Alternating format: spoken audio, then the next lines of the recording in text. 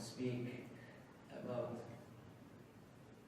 I don't know how to explain it, the most great moment, in the human life when the birth of the Prophet ﷺ took place. And really, this idea came to my mind this morning, that perhaps we never tasted anything, like this experience in all of our life. We may have some luxurious life, we may have some spiritual matter, but this is in general, I cannot explain it, the security, the relaxation, and to feel exactly you are at home, you are under Allah subhanahu wa ta'ala supervision. All of these matters, they were given to us, from the Prophet sallallahu alayhi wa sallam, reasons. And I'm sorry to tell you, I'm speaking about myself. We try to change this a lot, we try to look forward to some other factors, in our life, which make it, not that important, even though it's the most important one. As I said before, perhaps we never tasted it in all of our life. And this is what has been summarized by Sayyidina Umar al-Khattab when he was speaking with the companions. He asked them, who do you think that is going to start the changes, We live in the whole changes, it. And they were not able to answer this question, and then he answered it. He said, the one who did not taste how we used to be before the Prophet. Okay, that's why I feel strongly that we don't know the reality of it. We try to go around it, try to shed some light, for it, but to get ourselves, in the center. I look forward to have this, but we're still very far of it, and this is for many reasons, One of them, because I'm speaking about myself again, I'm way down, to know about the Prophet sallallahu alaihi wasallam. I look at this matter, as Allah subhanahu wa ta'ala challenging us, You are incapable of knowing a creation similar to you. How we are going to know Allah subhanahu wa ta'ala?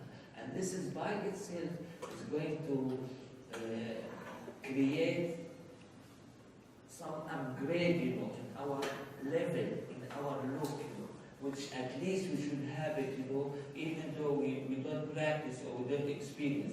And that's why two of the persons who got along with the Prophet as narrated in Archery, they did say, both of them, إذا سمعتم الحديث عن رسول الله فظنوا به الذي هو أهدى وظنوا به الذي هو أتقى وظنوا به الذي هو أهيا. That's mean whenever you hear anything about the Prophet you should have in your thought, about the highest guidance and the highest righteousness, and the highest nice outlook, Yet you are not going to reach this, why? Because we are limited to our thought, We cannot think about something which is beyond, our understanding or beyond our experience, okay? We feel ourselves that we live in a good time, because we have this massive opening, of everything, materialistically, okay? But this is my feeling. I don't know if you share the same feeling, but we have significant bankruptcy, significant loss, of the spiritual matter. That's why I feel the companions, they were better off than us, Their life, their looking, their relation to Allah subhanahu wa ta'ala, their relation to the Prophet was completely different than the others. This is not to make anyone despair of it, but we should upgrade our levels, We should look forward to have this unique connection with Him, sallallahu alaihi wasallam, because this is, in my view, the greatest opportunity that you get in this life, to get to know the Prophet sallallahu alaihi wasallam the way you may know him. I was about to say the way he should be known, but no one has the ability to have it in this way, because this has been mentioned as a statement from famous Jew, مَا عَرَفَ رَسُولَ اللَّهِ صَلَّى اللَّهُ عَلَيْهِ وسلم إِلَّا اللَّهِ. No one didn't know the Prophet sallallahu alaihi wasallam except Allah subhanahu wa ta'ala. Okay, we are obliged to know him sallallahu alaihi wasallam because Allah subhanahu wa ta'ala did say in the Quran, أَمْ لَمْ يَعْرِفُوا رَسُولَهُمْ فَهُمْ لَهُ مُنْكِرُونَ. Or they did not know their messenger, that's why they have complete denial to him, and when you see in other areas of the Quran, when Allah subhanahu wa ta'ala described those who didn't know the Prophet sallallahu alaihi wasallam, unfortunately they did not get the maximum of this knowledge, يَعْرِفُونَهُ كَمَا يَعْرِفُونَ أَبْنَاءَهُم. They know the Prophet sallallahu alaihi wasallam the way they used to know their children. Okay, I keep asking myself, I don't know the answer to this, do we know the Prophet sallallahu alaihi wasallam the way we know our children? Okay, I think many Muslims, they don't know the Prophet sallallahu alaihi wasallam the way they know their children. Okay, they may love him a lot, they may connect themselves, to him a lot, but the practicality of it, the practice of it, the reality of it, we are far of it, and I think the reality of it and the practicality of it is going to be much, much higher than what we know. Why? Because of that statement, given by two companions that I mentioned before. إذا سمعتم الحديث عن رسول الله فظنوا به الذي هو أهدى والذي هو أتقى والذي هو أهيا. And this was not given, by a person. You have in the time of the Prophet ﷺ, some of the companions, they just met with the Prophet ﷺ for an hour or so. Okay, whereas you have others, who spend all of their life, with him sallallahu alaihi wasallam. And this is narrated by Sayyidina Ali ibn Abi Talib, a person who used to know the Prophet sallallahu alaihi wasallam before revelation, was raised up in the house of the Prophet sallallahu alaihi wasallam, got stuck to him, got married to his daughter, and he was one of those who were involved, in the preparation of the janazah of the Prophet sallallahu alaihi wasallam. This just to tell us, how close he was to the Prophet sallallahu alaihi wasallam. The other one is Abdullah ibn Mas'ud, who was described, as was taught by many persons as one part, of the family of the Prophet sallallahu alaihi wasallam, because he kept going back and forth, entering the house of the Prophet sallallahu alaihi wasallam because of the permission given to him, by the Prophet sallallahu alaihi wasallam. Such a statement, it comes from such people, it is going to have, in my mind, much more important, value than when it came from a person who by chance, did see the Prophet sallallahu alaihi wasallam. Here we are speaking about those who are deeply and for a long time, experienced with the Prophet sallallahu alaihi wasallam. And that's why Sayyidina Ali ibn Abi Talib in another hadith, he said, يَقُولُ نَعِتُهُ لَمْ أَرَ قَبْلَهُ وَلَا بَعْدَهُ مِثْلَهُ. The one who is going to describe the Prophet sallallahu alaihi wasallam is going to say, I have never ever seen anyone, before or after him, similar to him. And when they felt this lack of description of his sallallahu alaihi wasallam, they started to give those what we call it in Arabic, أفعل التفضيل, as the example you have in that statement, أهدى أتقى أحسن الناس أجمل الناس أجود الناس أشجع الناس. Okay, because this in our standard, it reached the ceiling, it reached the extreme, it reached the maximum of it, which we are incapable, of having any thought, beyond it. That's why, personally, even though I love to speak about the Prophet all the time, I feel myself, fearful, of it, because for the audience, they are going to have an idea about the Prophet according to my standard, which is really bad standard, not good one, And I would like everyone, to know the Prophet not exactly by his standard, but quite close to it, And this is our job. That's why I would like I have this idea, I don't know if it's mentioned by someone else, I would like to see the Prophet ﷺ from three different scopes. The general look, as we see for Quran, and this is as a collective data, of everything, especially what was described by Allah subhanahu wa ta'ala, النبي أولى بالمؤمنين من أنفسهم لقد جاءكم رسول من أنفسكم عزيز عليه ما عنتم. These verses, I'm sorry I may not give you translation of it, this, the first one is number 6, verse number 6, Surah Al-Ahzab. The second one is the very last two verses, Surah Al-Tawbah, وَمَا أَرْسَلْنَاكَ إِلَّا رَحْمَةً لِلْعَالَمِينَ. This is in the last page, Surah Al-Anbiya. Those common statements, mentioned in the Holy Quran, those common statements, mentioned by some of the people get to use to know him, sallallahu alaihi wasallam, like what Sayyidina Ali ibn Abi Talib said, يقول نعيت لم أرى قبله ولا بعده مثله. I would like to have the common look, about the Prophet sallallahu alaihi wasallam this way. I'm sorry to tell you, nowadays, you have many of the non-Muslims, even some Muslims, which I hate to say, okay, they have negative look to the Prophet. They don't, we are not speaking about the details, we are speaking about the common look, of him, sallallahu alaihi wasallam.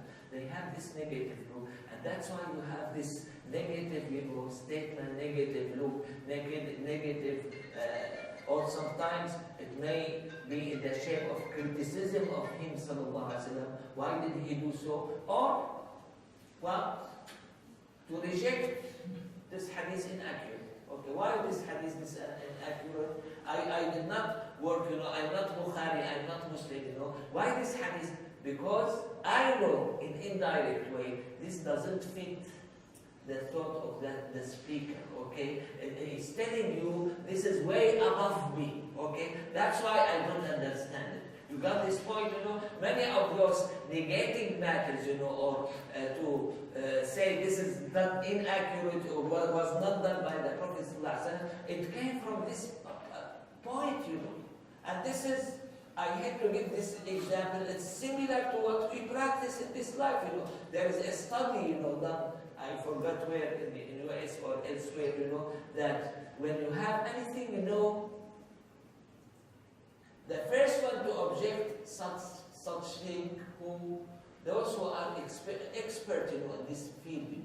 Let's say, if in neurosurgery you have something come as discovery, or something, the objection of it is going to take place among those who are specialized in neurosurgery, and you name it. Why this case is going to happen frequently in the case of the Prophet ﷺ? Because, as I said before, all of his matters, they are above our limit. We need here the two components. We need the knowledge about him, ﷺ, and we need what has been termed as iman bil ghaib. We should believe in the unseen. Okay.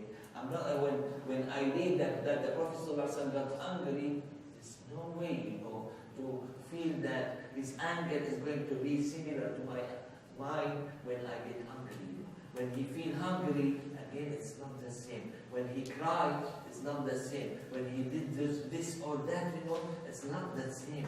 Okay? I'm not telling you the Prophet ﷺ is a Lord or a God or whatever of that. But he is, humankind was given by Allah subhanahu wa ta'ala all of these specialties that is a collective.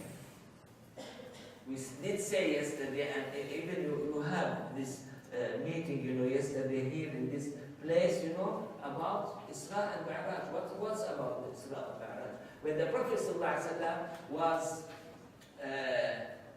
brought in front, by Sayyidina Jibreel to lead the prayer, in all of the prophets, it means that everything that the prophets they brought, or they have experience or knowledge or whatever of that regard, has been contained in him.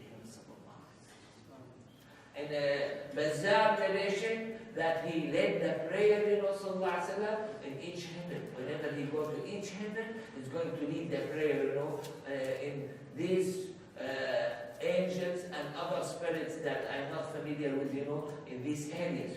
Which means that he has the superiority, sallallahu alaihi wasallam, he has contained in him all of these matters that has been scattered, or separated, in different areas. We as Muslims, what benefit we get from this? The main benefit that we get from this, even though we are going to love our Prophet much better, we are going to stick ourselves to him, sallallahu alaihi wasallam, and rename it. But the main benefit, this is going to firstly reflect on his book, because as Sayyidah Aisha, she said, كان خلقه القرآن. His character, sallallahu alaihi wasallam, is the Holy Quran. Okay, it's going to reflect with this holy book that you have, that this great book, contains everything, mentioned that is needed for you. Okay, it's going to reflect your religion. Okay, and that's why your religion, which never happened to any religion before, it was praised by Allah subhanahu wa ta'ala. اليوم أكملت لكم دينكم وأتممت عليكم نعمتي ورضيت لكم الإسلام دينا. Today I have perfected your religion. I completed my favor on you, and I'm pleased with Islam as your religion. Okay, so all of these matters, one way of understanding them, is through the Prophet, through his skills, through what he has been given, by Allah subhanahu wa ta'ala. When we look, when I have two children, or you have two brothers, or someone has two persons, and you look at them, and you have someone is superior than the other, let's say in math, or in his smartness, or whatever, you are going to find some specialties, which is in the other person. Okay? This is mentioned in Arabic. قد يكون في المفضول ما ليس بالفاضل. You may have a possibility that you may find in the other side, or the one who is inferior, something which is not in the superior one. Okay? And that's why Sayyidina Al-Khadir, which we speak about our summits, Sayyidina Al-Khadir and Sayyidina Musa, when they met with each other, what did Sayyidina Al-Khadir tell him? I have a knowledge that you don't know, and you have a knowledge that I don't know. Okay. All of these matters, all of these thoughts, they are going to be gone away when we speak about the Prophet, because all of these matters, they have been contained in him. Knowledge-wise, hal-wise, tawakkul-wise, and you name it, of the thing that we know or the thing that we don't know, you are. So, I'm going to go back to my first statement, to have such a gift, from Allah subhanahu wa ta'ala given to us, and this is for us, physically, it has been shown up, in the birth of him, sallallahu alaihi wasallam. This is, I'm telling you, this is beyond my limit. This is beyond my thought, I cannot even think about that particular moment, because I feel that I'm not going to give what it deserves, in that regard. Here, just before going on, I was asked, we will leave to 10 minutes, at the end, for any question, if you have any question. In each session, inshallah, we'll leave 10 minutes, I don't know if the time now for question, or should I am not, I have time, with me, but I may not be familiar with it, So you tell me, whenever you want me to stop, I'm going to stop, to receive some questions. Okay. Here we speak about how great, how more merciful, how kind is Allah subhanahu wa ta'ala to make this preparation. Always I give this, put it in assumption. If Allah subhanahu wa ta'ala sent a messenger to us to obey and follow, who is ugly, who is not knowledgeable, and you name it, all of these description, what choice do you have? I have no choice. I should follow that messenger. You see how great is Allah to send us such a great person like the Prophet ﷺ, and he instructed us, he obliged us, to follow him. And this is for sure, the whole lectures that I'm going to give here, is going to speak, about him, ﷺ, but I don't want anyone, of your people or myself, to forget the greatness of Allah subhanahu wa ta'ala when he made such a personality, is our Prophet, okay? Because itself, by itself, it's going to tell you about many things, and you are going to not know many of these matters, and this has been summarized in the Holy Quran. وَأَنزَلَ اللَّهُ عَلَيْكَ الْكِتَابَ وَالْحِكْمَةَ وَعَلَّمَكَ مَا لَمْ تَكُنْ تَعْلَمْ وَكَانَ فَضْلُ اللَّهِ عَلَيْكَ عَظِيمًا. Allah subhanahu wa ta'ala descended on you al-kitab wal-hikmah. They said whenever you have combination of kitab and hikmah, the kitab, the book, means the Holy Quran, and hikmah, the wisdom, it means the prophetic tradition, okay? وَعَلَّمَكَ مَا لَمْ تَكُنْ تَعْلَمْ. Allah subhanahu wa ta'ala told you something that you have no knowledge about it.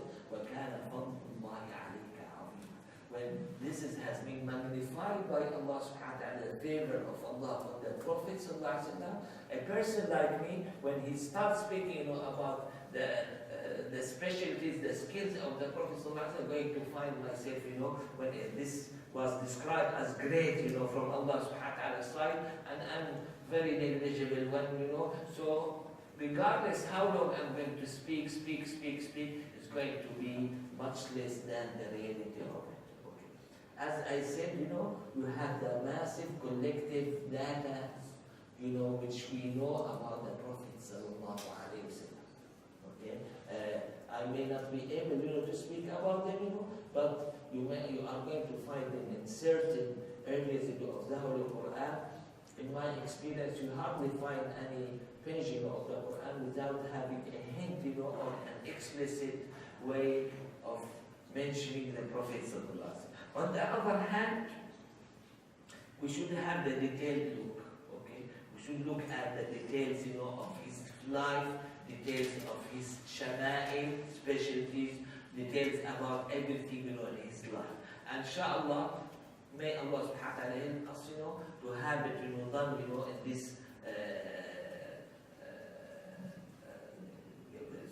this meeting that we have nowadays, that Allah subhanahu wa ta'ala may help us, to highlight certain of these points, that we are speaking about. And the intermediate, one, I would like to see the Prophet ﷺ in a groups, under groups. When you say it's the most brave one, I would like to pile them, that all stories, which give you a hint or give you some understanding of his courage, sallallahu alaihi wasallam. When you said he's the most generous one, I would like to pile again some stories, of this that tell me about generosity of the Prophet sallallahu alaihi wasallam. And as I said before, out of my latest experience, this is not going to be only mentioned in Shama'il. The one who is interested in knowing much more, about the Prophet sallallahu alaihi wasallam, you should recite many of the ahadith or those famous ahadith, named Bukhari, Muslim, Abu Dawud. This famous book. Why? Because they make you, understand the Prophet sallallahu alaihi wasallam from different aspects. That, at least in my view, I cannot find them, in Shama'il. Okay, this is extra look to these matters. So, as I said, I would like to look at the Prophet from the three different scopes, the collective one, the separated one, and the one in groups, in all matters. And I would like, whenever I come through anything, related to the Prophet ﷺ, to have the three different angles, to look at him, from these matters, In my view, this is going to give me, better understanding, better analysis, about any fact of this. After this introduction, I'm going to speak, about how Allah subhanahu wa ta'ala was great to have this unique preparation, of the Prophet sallallahu alaihi wasallam. Language-wise, this Arabic language that you have the Quran revealed by it, in the Quran Arabiya. It did not happen all of a sudden, It took the ordinary way, process, of any of those languages, in this, in our time or in our life, This firstly started by Sayyidina Ismail, who is the son of Sayyidina Ibrahim, who came from certain area, had certain languages, and then this has been mixed with the old Arabic language, which personally I don't understand many of these words, this old Arabic language. By this mixture, of the two, you have the eloquent Arabic language. The Prophet ﷺ did say in one hadith, أول من تكلم الفصحى إسماعيل. Okay, this is the first one, But, as we may expect, it did not happen at once like this, It took some time, it took some involvement, and interference, from different aspects. Then, those Qurayshi people who stayed in Mecca and they were smart. Why they were smart? From where did you get this? Because Allah subhanahu wa ta'ala said in the Holy Quran, and this is related to the Prophet sallallahu alaihi wasallam. Listen to it. What did he say in the Quran? إِنَّ اللَّهَ اصْطَفَى آدَمَ وَنُوحًا وَآلَ إِبْرَاهِيمَ وَآلَ عِمْرَانَ عَلَى الْعَالَمِينَ. These are the choice of Allah subhanahu wa ta'ala, the choose of Allah subhanahu wa ta'ala. Adam, Noah, then the family of Ibrahim and the family of Imran. Then you have the rest, of this choose, mentioned, in the Muslim by the Prophet sallallahu alaihi wasallam. إن الله اصطفى من ولد إبراهيم إسماعيل واصطفى من ولد إسماعيل كنانة واصطفى من كنانة قريشا واصطفى من قريش بني هاشم واصطفاني من بني هاشم. And this is has been mentioned in detail, this hadith mentioned many names, of bifurcation. Whenever you have any bifurcation, the Prophet is going to be, as mentioned in different in another hadith, in the best of those bifurcation. And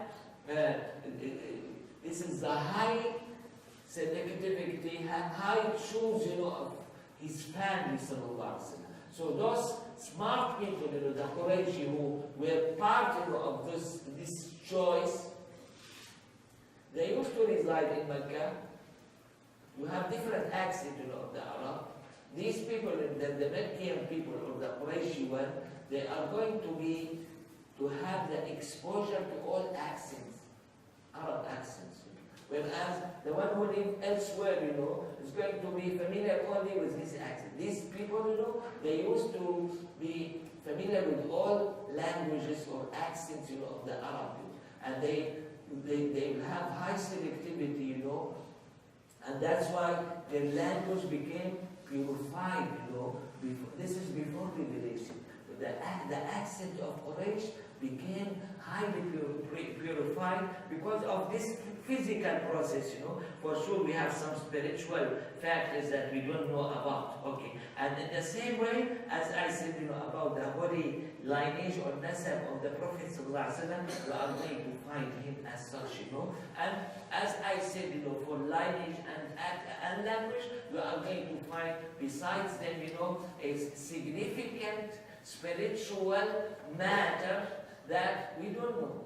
This in our aqidah as Ahl Sunnah al Jama'ah, we believe that the prophethood is a gift from Allah subhanahu wa ta'ala. What the meaning of it? A gift from Allah subhanahu wa ta'ala. That's mean you cannot judge it, according to your intellect, according to your intelligence. This is something superior to you. Okay? To be honest with you, when I look at your people, I'm going to judge everyone, from his outside, which is not the case, The main and the most important portion of you is your heart. Okay? I'm sorry, I cannot look at your heart, Even those sophisticated machines, they may have a picture, of your heart, but the physical and not the spiritual. Okay?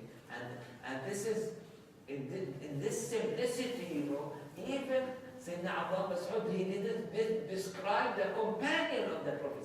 What did he say? He said, Allah subhanahu wa ta'ala look at all hearts and he chose these people, to join or to accompany the Prophet. When you look at it, from this knowledge, you are going to find it completely different than our standard, okay? I don't know if I have the right, to expand it a little bit. I read different opinion, from different people about who is better, Sayyidina Abu Bakr or Sayyidina Ali. And I'm sorry to tell you, all of those people who speak in this matter, they are going to speak of it, according to their actions. They have great actions, both of them. But when the Prophet ﷺ speaks about Sayyidina Abu Bakr and Sayyidina Ali, he doesn't speak about actions, speak about hearts, speak about their inner, how they from inside. And that's why, as I said, you have this physical high sensitivity from Allah subhanahu wa ta'ala for His Messenger sallallahu alaihi wasallam, as this illustrated in some of the ahadith of the Prophet sallallahu alaihi wasallam. Besides that, you have the high sensitivity of the heart that personally I don't know anything about it except what knowledge is given to me, through Allah subhanahu wa ta'ala or through the Prophet sallallahu alayhi wa sallam. When you have Allah subhanahu wa ta'ala say, نَزَلَ بِهِ الرُّوحُ الْأَمِينُ عَلَى قَلْبِكَ, okay, that this Quran has descended, on your heart, the heart of the Prophet. In another verse, if this Quran descends on a mountain, it's going to be, broken down, and down. Complete destruction of it. My simple understanding of it is going to be what? That the heart of the Prophet is the spiritual world is much more important than the heart. Okay? Because it related to have such a heavy, such a thing, like a Quran, which if it's going to be on a mountain, you are going to find that mountain get down, okay? And this is, I look at it as very nice example of what I have said recently about the bridge between the physical and the spiritual matter. When the Prophet ﷺ used to experience this revelation, you are going to find physical changes, in him ﷺ. I'm sorry to tell you, some people, they accuse him ﷺ of having certain disease or epilepsy or whatever, which is too silly. You see, they are way down, and here you have the highest, matter, to tell you about this bridge, between the physical, and the spiritual matter. And all of us, we are entitled to know this, because this is part of our Quran. And secondly, to improve ourselves, and to be better off, we should have this, come as a thing, that we think about it. So this high selectivity, it reached his parents, sallallahu alaihi wasallam. Okay? Really, when I look at his parents, sallallahu alaihi wasallam, his father passed away when he was 18-year-old or so. Okay. And his mother was a little bit perhaps older or same age or whatever. I don't see, you may share or you may not share this, with me. I don't see any role for these two creations except to bring the Prophet, which by itself is quite great. Okay. This is the only role that they have in this life. Okay. To bring the Prophet, to bring such a great gift, from Allah. And this is, we should feel it as gift, because this is the description was given by the Prophet. إِنَّمَا أَنَا رَحْمَةٌ مُهْدَى. This is a mercy, a gift, mercy from Allah subhanahu wa ta'ala. And you should have this. And you should really, admire, you should highly respect, you should love such people, those who their task only in this life was to bring such a great person. I'm sorry to tell you about this, I have this comparison, but when we look elsewhere, look at the other people, when we try to adjust or judge them, according to what they have done, majority of us, they haven't done anything. Some of them, they were really bad criminals, because even though this may sound that they have done something good for the humanity, this was a crime, to be done for them. So here, as I said at the beginning, you are going to find in the Prophet ﷺ something which is superior than anything that I imagine. I don't know about you, I'm speaking about myself. Perhaps I never had such an experience in my life. You see, you speak about the barakah of the Prophet ﷺ, okay? This barakah beyond my understanding. It's not only barakah, that when you drink this water, or eat this food, or whatever. For sure, you have the main task, of presenting for us, such a great thing, such as the Holy Quran and his prophetic tradition, you have decided. You see, this barakah has applied, to, since he was a baby, physically and spiritually. I give this as an example, you may use it, that this Surah Al-Fil was revealed, you still have some people alive that they know that event, either they were present, when that event happened, or they have heard, from their parents, about the particular event, the way I understand, this is extraordinary, and I should understand that in that particular night, many of these extraordinaries, they did take place. And the best result of it is the Prophet ﷺ, when he was asking. This is part of the tradition of the Prophet. He said, tell us about yourself. The companion, they did ask them, tell us about yourself. He said, yes. He brought 3 items, 2 of them, they are spiritual and 1 is physical.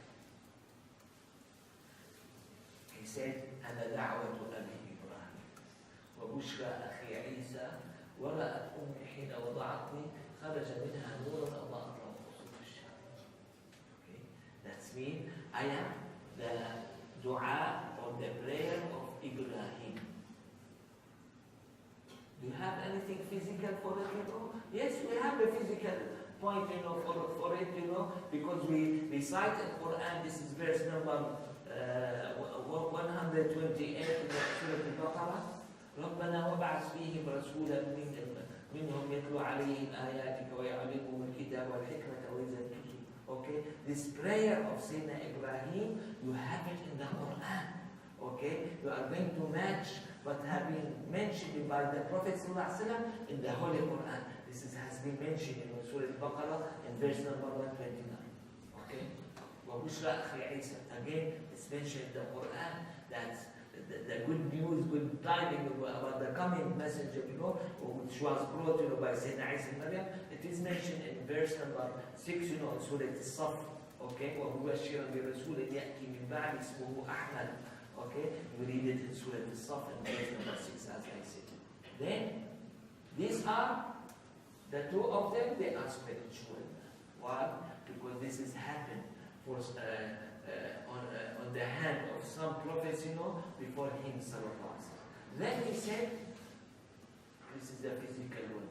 وَرَأَتْ أُمِّي حِينَ وَلَدَتْنِي خَرَجَ مِنْهَا نُورٌ أَضَاءَتْ لَهُ قُصُورُ الشَّمْسِ. That's illumination. Perhaps we don't have the ability to imagine it, because even overnight, you are going to have the lights, come from here and there. So, when you have the complete darkness there, and all of a sudden, when she gave birth, of that great person, you have the illumination, there, and this illumination enabled her to see the palaces, of Syria. Not palaces, of Mecca, palaces of Syria. Okay? And this tells me, that the physical one is extraordinary, beyond our limit, and the spiritual one is much higher. Okay? Alhamdulillah, we still enjoy our life, in the spiritual one. Because what was Da'wah Sayyidina Ibrahim? Okay, to recite Quran, okay, to teach the Holy Quran and the prophetic tradition, and to make tazkiyah. We have that available for sure. We are not going to have it in the same pattern that the Prophet ﷺ used to have it, but we still have it, in one way or another. Okay, and as a messenger, when you are one follower of this messenger, you are going to get the maximum of these matters, So I'm going to end my talk, by these three signals, mentioned by him, sallallahu alaihi wasallam. For me, they gain significant importance because they were mentioned by him, sallallahu alaihi wasallam. Besides that, I'm going to add on them, there's a major extraordinary matter, which took place, during the birth or the year of the birth of the Prophet sallallahu alaihi wasallam. And in my expectation, even though that hadith, was considered as very weak hadith, but in my expectation, we are going to find many of these extraordinaries that took place, in the surrounding time, of the Prophet sallallahu alaihi wasallam. Stop here, inshallah. Anyone has any question? Let's answer it, or have a break for 10 minutes. Okay. I've got a long question. Sallallahu alaihi wasallam.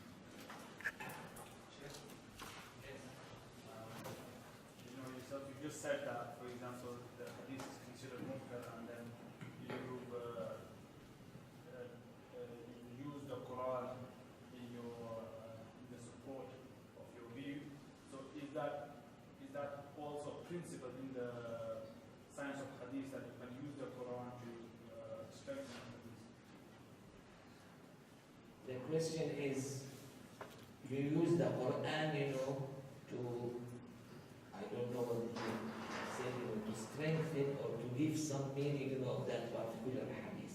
Is this a way, accepted by ulama al-hadith? I don't know about ulama al-hadith, but I know that Imam Abu Hanifa and Imam Malik and most of the fuqaha of the ummah, they used to expose all ahadith to the verses, of the Quran, and try to understand it accordingly. As Imam Shaykh in Muwafaqat, he did say that they used to have certain bases, which is definite bases, taken from the Holy Quran or some of those mutawatir ahadith, and they are going to have massive exposure of all of ahadith, if authentic, sound, or weak, according to them. Other questions? Yes? So the reason why I asked that question is because so there is that hadith, I think it's in Nass, where there is وَمَنَّ عَلَيْنَا ذِكْرًا regarding Prophet sallallahu. Yes? And you don't have this, you don't need this hadith. I highly respect this hadith, but this is the Quran. لَقَدْ مَنَّ اللَّهُ عَلَى الْمُؤْمِنِينَ. It's mentioned in the Quran. Yes. Here, to have a person, just concentrate, on hadith, and bypass the Quran, I have a problem. So what I'm saying is that why can't we say that this hadith is mutawatir or something? If the Quran is saying the Prophet No, this is no way that it's mutawatir, okay? This is what we understand from particular hadith, and by no way it's going to be mutawatir. That the mutawatir is the Holy Quran, okay? Those ahadith, if they match the Quran, you cannot call them as mutawatir. They are accepted, by Imam Abu Hanifa, by Imam Malik, and many of the scholars. One more question, last question. You spoke about Sayyidina Ismail alayhi salam, that he was the first person to speak Fusha. So, along with Arabic, which other language was it that you mentioned which was mixed into Arabic? Is there any The Hebrew, or because Sayyidina Ibrahim, This is all of these, they are historical, facts. That's why I did not mention them. They may be right or wrong. Sayyidina Ibrahim used to speak the Syrian language, Syrian. Okay, when he passed the river, because they sent someone, to kill him, and they said that fellow, speaks Syrian language, Allah subhanahu wa ta'ala changed his tongue, make it Abar al-Nahar, because he passed that river, or you may say Arab al-Nahar. Okay, يعني here, what the Sayyidina Ibrahim speak, you cannot consider it as pure Hebrew or pure Arabic. It was a mixture, of these two, which you expect, in many languages, and for sure, I imagine Sayyidina Ismail did inherit this, from his dad, and had the mixture, with the old Arabic language. Other questions? Okay, sallallahu ala sayyidina Muhammad wa ala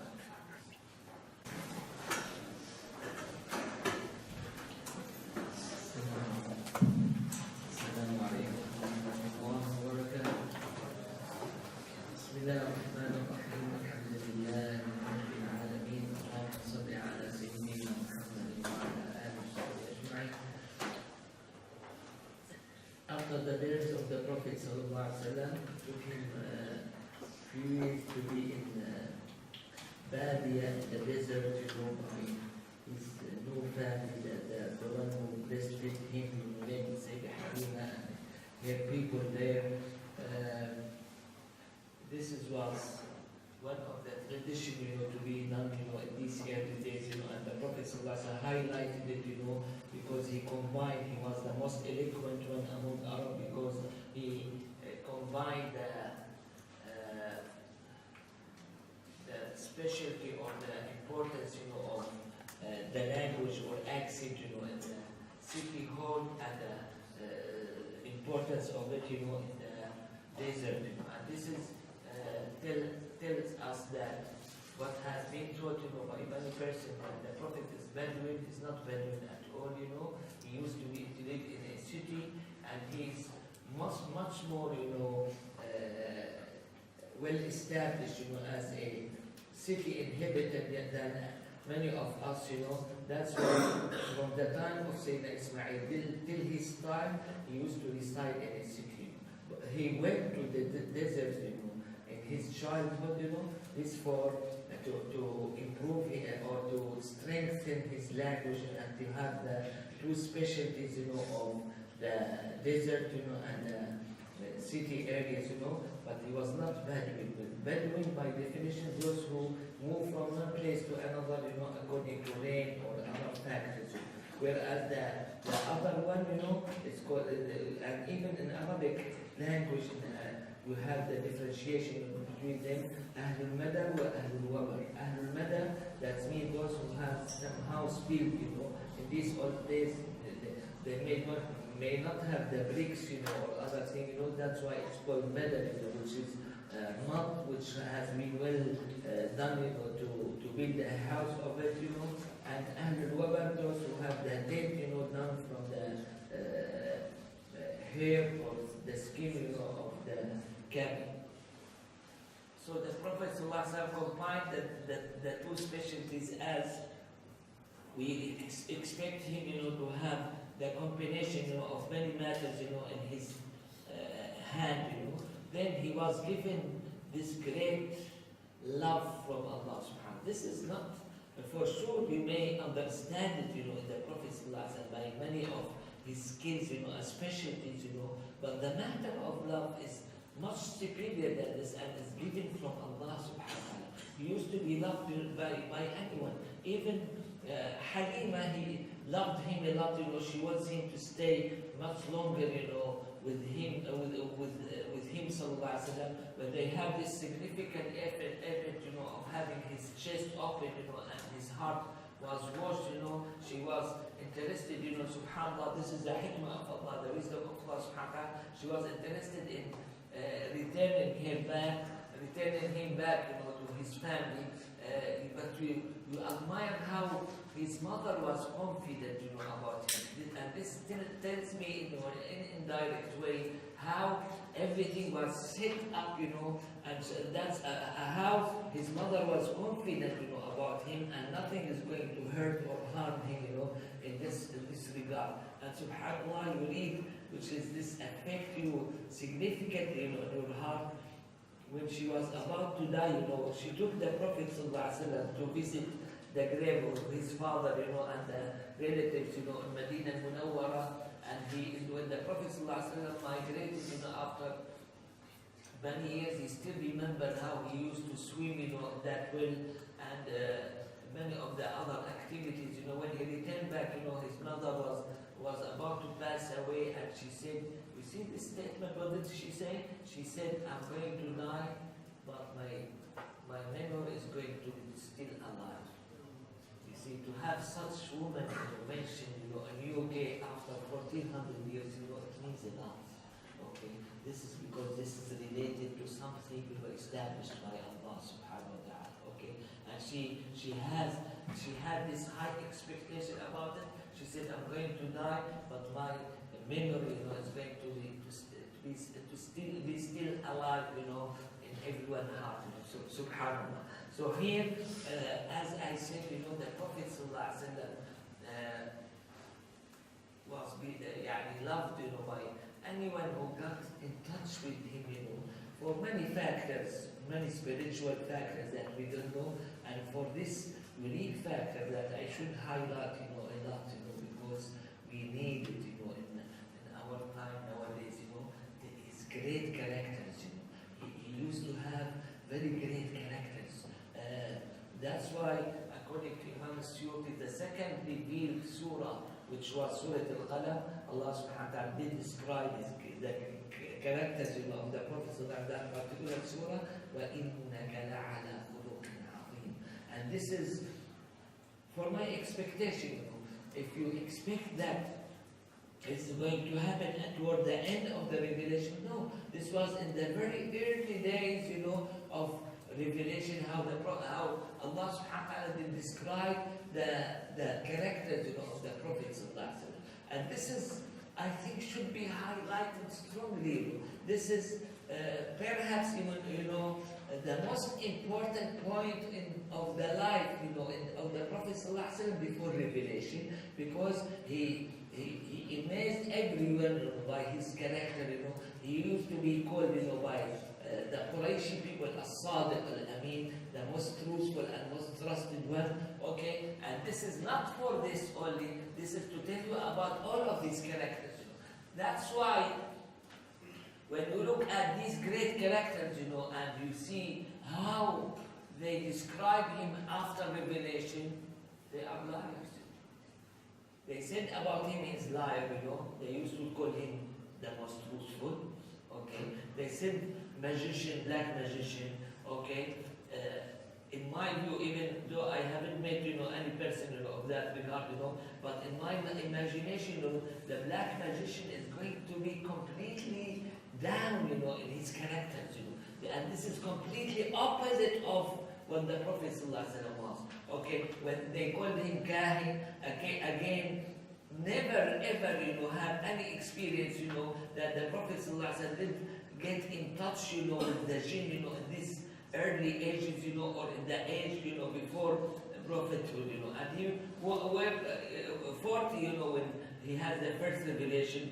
So I would like, as I said, to highlight these characters, these great characters, in him, sallallahu alaihi wasallam, before his prophethood. I'm going to mention two stories, to make them much more understandable.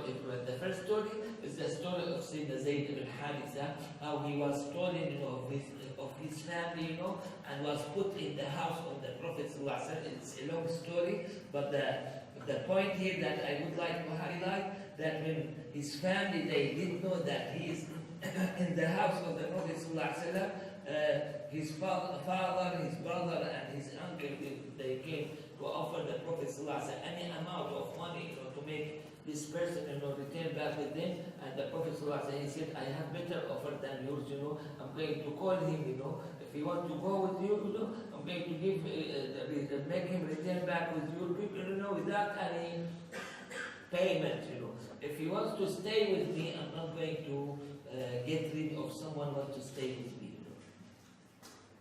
And when he calls Zayd ibn Haritha, who was a slave boy, at that time, originally he was free person, and was stolen, and sold as a slave. Okay, he asked him, do you know these people? Yes, this is my father, brother, and uncle. Okay, then do you want to go with them or do you want to stay with me? He said, I want to stay with you. Again, if I want to explain this physically, I look at the great characters, of the Prophet.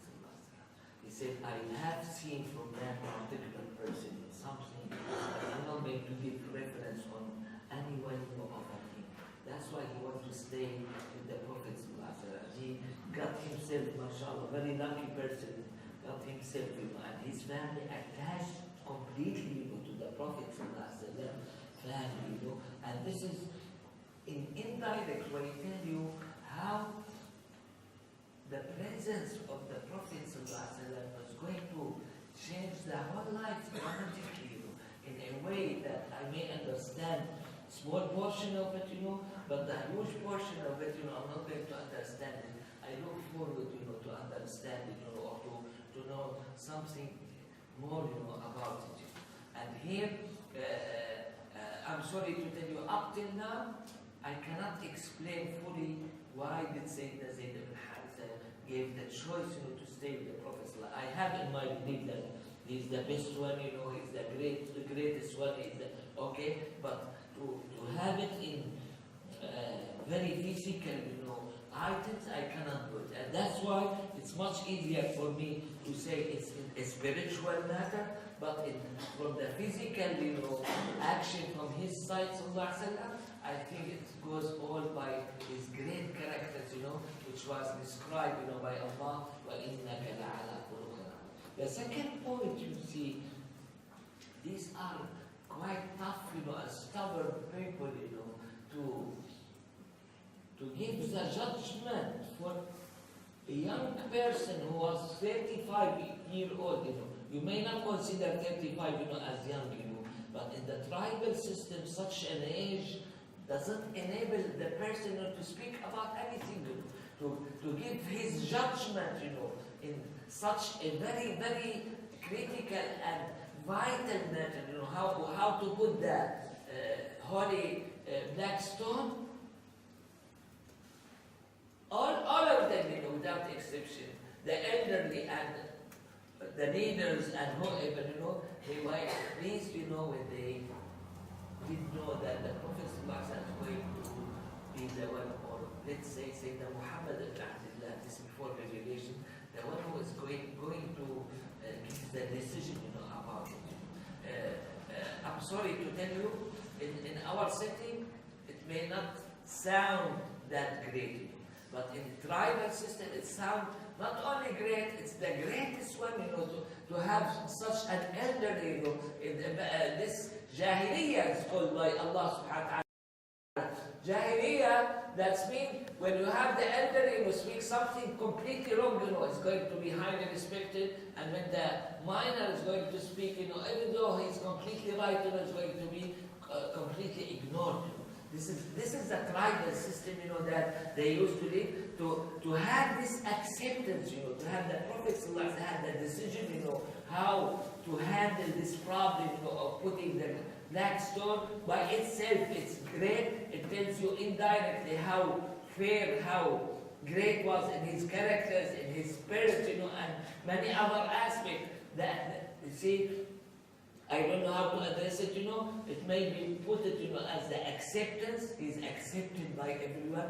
You make it by love, he's loved by everyone. You may have it as characters, that his character was great, and you name it. That's why, all of these matters, I should highlight them, in love, And that's why the Prophet after conquering Mecca, when he asked these people, the Meccan people, for sure, this is after revelation, but their experience was of the previous one. What did they say? Akhun Kareem wa Akhin Kareem. This is their experience with the Prophet.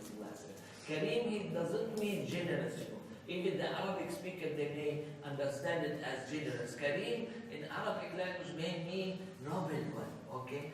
Here, it contains the whole characters, you know, of this person. Not only generosity. Generosity may be one of them, okay? Akhun Kareem, that you are brother, you know, and you are honorable one. Yet, not only this, you know, and you descend from a noble family. Okay? And this statement, you know, we shouldn't take it for serious matter. You know. That's why many scholars, they said the Prophet ﷺ before revelation was from Afrad. What are the Afrad? They are the certain level, you know, of the nation who are great in their characters, you know, and their relation with Allah subhanahu wa ta'ala. Perhaps he did not invite people to Allah subhanahu wa ta'ala. Perhaps he did not speak up about Quran or whatever, you know, but in his character was in this level, you know. And here, you have this smart question, you know, come from Sayyidina Abu Hurairah. He said, ask the Prophet sallallahu alaihi wasallam, when did you know that you are a prophet? Okay. And he said, when I was 10 years old, you know, and he mentioned certain events, you know, about it. You see, I'm sorry to tell you, and some even of the Muslim speakers, they'll say this is completely fake, you know. Why it's fake? Because he has this massive response, you know, when he has the revelation. What's about you?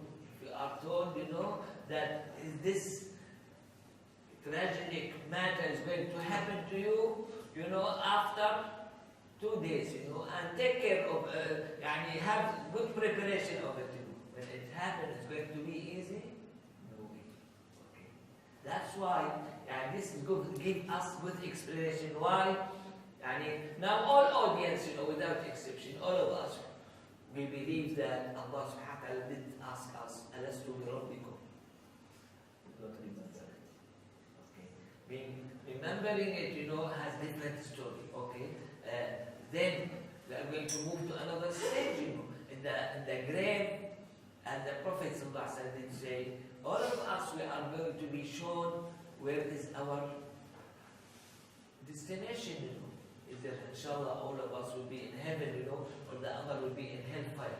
Then, why those people of heaven, you know, they are going to have faza' akbar when they have, they're going to be significantly, you know, terrified, you know, in the hereafter, since they have been shown this, you know, in the grave, because this is my answer to it. When you move from one stage to another stage, you are going to have something new for you, okay? Whereas, even if the Prophet, we don't know, we are not permitted to speak in the level of the Prophet, you know. Even if the Prophets, they remember, you know, what had happened before, you know, but to have it experience is completely different than the knowledge, okay? Now, all of us, we are knowledgeable, you know, in the hereafter. Are we going not to be horrified or terrified by hereafter when we know? No. We are going, unless Allah subhanahu wa ta'ala saved us, you know. Otherwise, knowledge alone doesn't give you any security, you know, for those matters. You know. So, here I feel what that Muslim speaker, you know, or the other, they said he did not know anything, you know. No, I think he himself, he used to know, sallallahu alaihi wasallam, and even the surrounding they used to know. As we said about his mother, you know, she was quite confident. She said, leave him alone, you know, if you want to go, you know, but he's not going to be hurt by any of these matters. Then we read, this is mentioned by Hafiz ibn Hajar in Fath al-Bari from Fakihi. It's available in the Fakihi. This scholar al-Fakihi, he has a book, you know, of the history of Mecca, you know.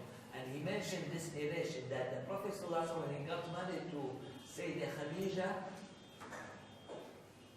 he used to get surprised, you know, of how great was that woman in handling things, you know, and being too kind and too merciful to him. To the extent he asked her, how come you are in this very great, you know, care, you know, of me? And she said, because I expect you are the Prophet. And the Prophet ﷺ, this doesn't deny, you know, that he did know.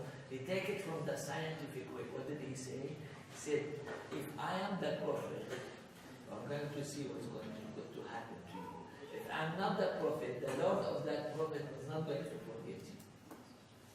Okay? He built him good thoughts, in different ways. So I would like to highlight these matters, about him, his great character, being accepted by everyone, being loved by everyone, and the spiritual change that you have it, whenever you have any experience with him, to the extent, which was, Abu Talib, his uncle, who at the end, of the chain, who was the one who raised him up, he had a lot of children, yet when he wanted to travel to Syria, he did not take any of his children with him. He took his nephew with him, Sayyidina Muhammad, as you are familiar with, the story of Yahya.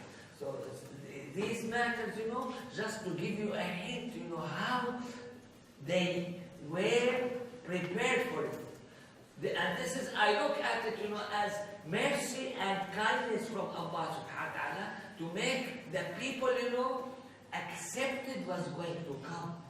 That's why in many books of Sirah, you read before the revelation, how the Kohan, they started to bring the news, through the jinn, that there's a prophet coming. How the people of book, namely the Jews and the Christians, they start to speak up, about it, okay? And how you are going to have some physical changes, physical movement, how Allah subhanahu wa ta'ala starts sheltering, these jinn, and those spies, of the jinn, by the planets, or some other materials, of the sky, and all of these matters to make everyone well prepared to the coming phase, okay, of him, sallallahu alaihi wasallam. To be honest with you, we are rich nowadays. We fully understand what the meaning of prophethood, what the meaning of being messenger of Allah subhanahu wa ta'ala. But those Arab, in these times, they are not familiar with the meaning of prophet. And that's why one of the main problems the Prophet faced in these days, was to make those people, around him, understand what the meaning of prophethood, and understand the meaning of being messenger, of Allah subhanahu wa ta'ala. And that's why you have many of these people, they converted back to kufr, okay, after the Prophet. That's why when Abu Sufyan was captured, and the Prophet asked him, is it the time to know that no God except Allah? He said, I am quite convinced no God except Allah subhanahu wa ta'ala. The second question, is it the time to know that I'm the messenger of Allah?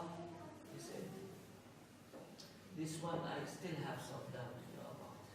You see, so this just to tell you, okay, and those most of the people who rejected him, sallallahu alaihi wasallam, they rejected him out of passion, out of love this dunya. Okay, they don't want any of their position to be changed. Okay, some, quite few, they reject because of the mind. They try to analyze according to their standard, to their mind, which did not fit them. Okay, why? Because they are not enough educated, to know the meaning of prophet, the meaning of messenger, and you name it. Okay. Those who accepted his invitation, those who have a heart. Why did I say so? Because when the Prophet exposed himself, to the other tribes, who used to come for Hajj, he has the significant rejection, from most of them. One of them sound little bit reasonable, they sort of accepting him. He said, wait, we come next year, and we have fighting with the Persian people, After that, shall we speak about it? No time, okay? Because the Prophet ﷺ went from them, from their camping, to where to Al-Ansar. And the Ansar, they have completely different way, and this was made by Allah subhanahu wa ta'ala to him. We may speak about it when we speak about the Meccan. So what I'm trying to say, that Allah subhanahu wa ta'ala made good preparation of it, to have everyone accept the idea. You see how great is Allah subhanahu wa ta'ala? To accept the idea of prophethood, idea of message, besides acceptance of this prophet sallallahu alaihi wasallam. Then, as I said before, he used to have the malaka, and everything, Abu Talib was a poor person, and has a lot of children. He observed, Abu Talib did observe, whenever the Prophet ﷺ started eating that as first one, this is going to be enough for everyone, and even you have some food, left, Whenever anyone stopped beside the Prophet ﷺ, everyone is going to get hungry, and when they stand up, the whole food is gone away, and will not be enough for anyone. When he observed such a thing, he will not let anyone, start eating before the Prophet ﷺ. Yet, with this setting that he has, ﷺ, he used to be kahilun dahin, that means very healthy, boy, whereas the other, children of Abu Talib, they used to be quite thin, and sick and not that good, well-built, persons, besides this matter, of, and all of these matters, for me, it looks like a preparation. When Sayyidah Khadija did send that person, the Prophet ﷺ to Syria. By the way, the Prophet ﷺ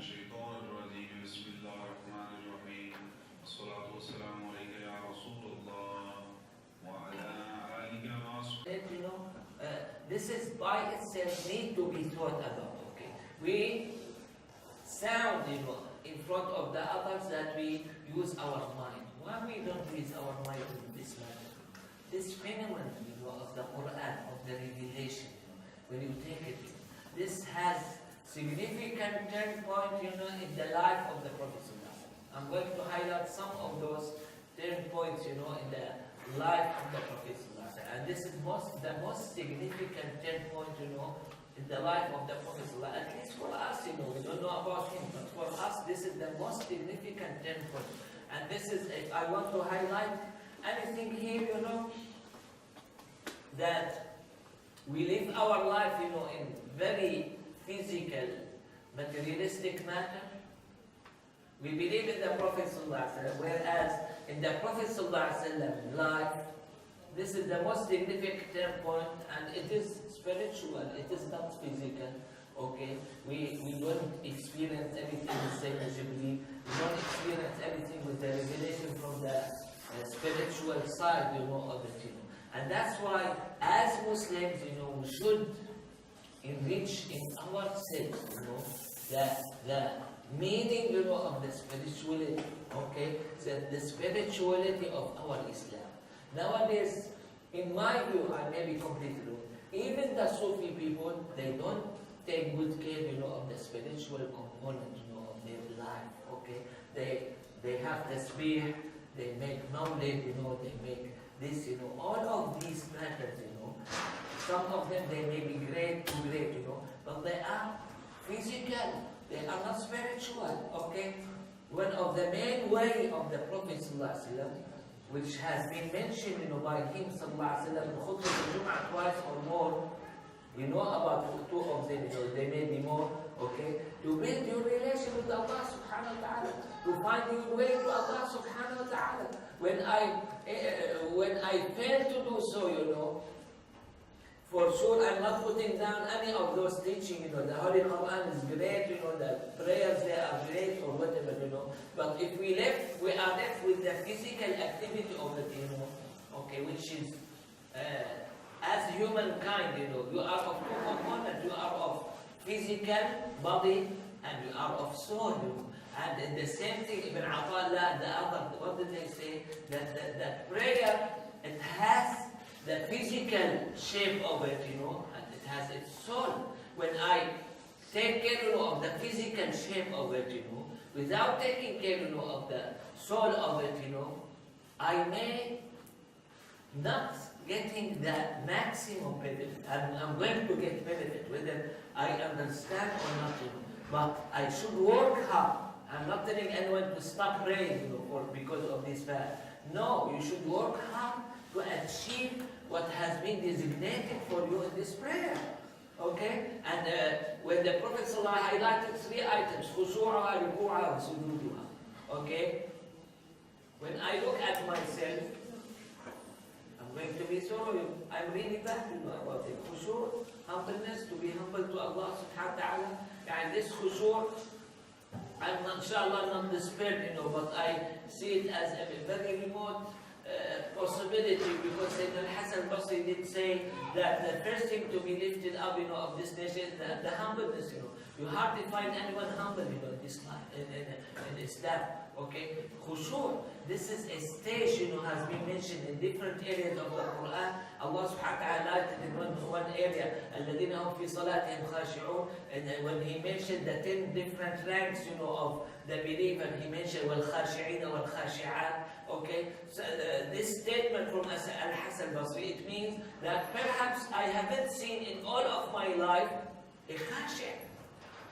Okay? Then when it comes to ruku', we may feel it's easier, For me, this has been nagging, at me, all the time, This is my experience. I don't know if you have different experience. I haven't practiced, I haven't heard anyone who has this long ruku' like the Prophet ﷺ, that he has it equal to Surah Al-Baqarah. Okay? Never ever, I haven't seen anyone, in this practice at all.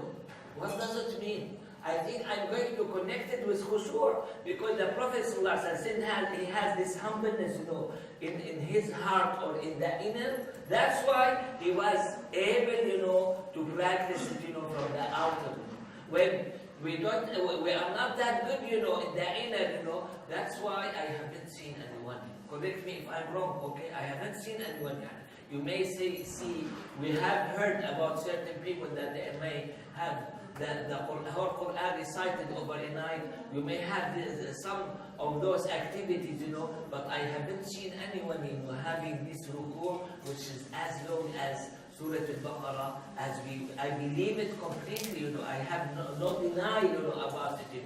It did happen, it was practiced by the Prophet ﷺ, but I'm sorry, I'm telling you, I haven't seen anyone such a thing, which means that even though I am Muslim, I'm proud of my prayer, but my prayer, I'm sorry to tell you, does not mean, that it's close or near any of those great prayers, of these people, One of them, these old days, they will not come to the roof, especially the woman, except in the darkness, and that young girl, she will observe in the yard, of their neighbor, a column.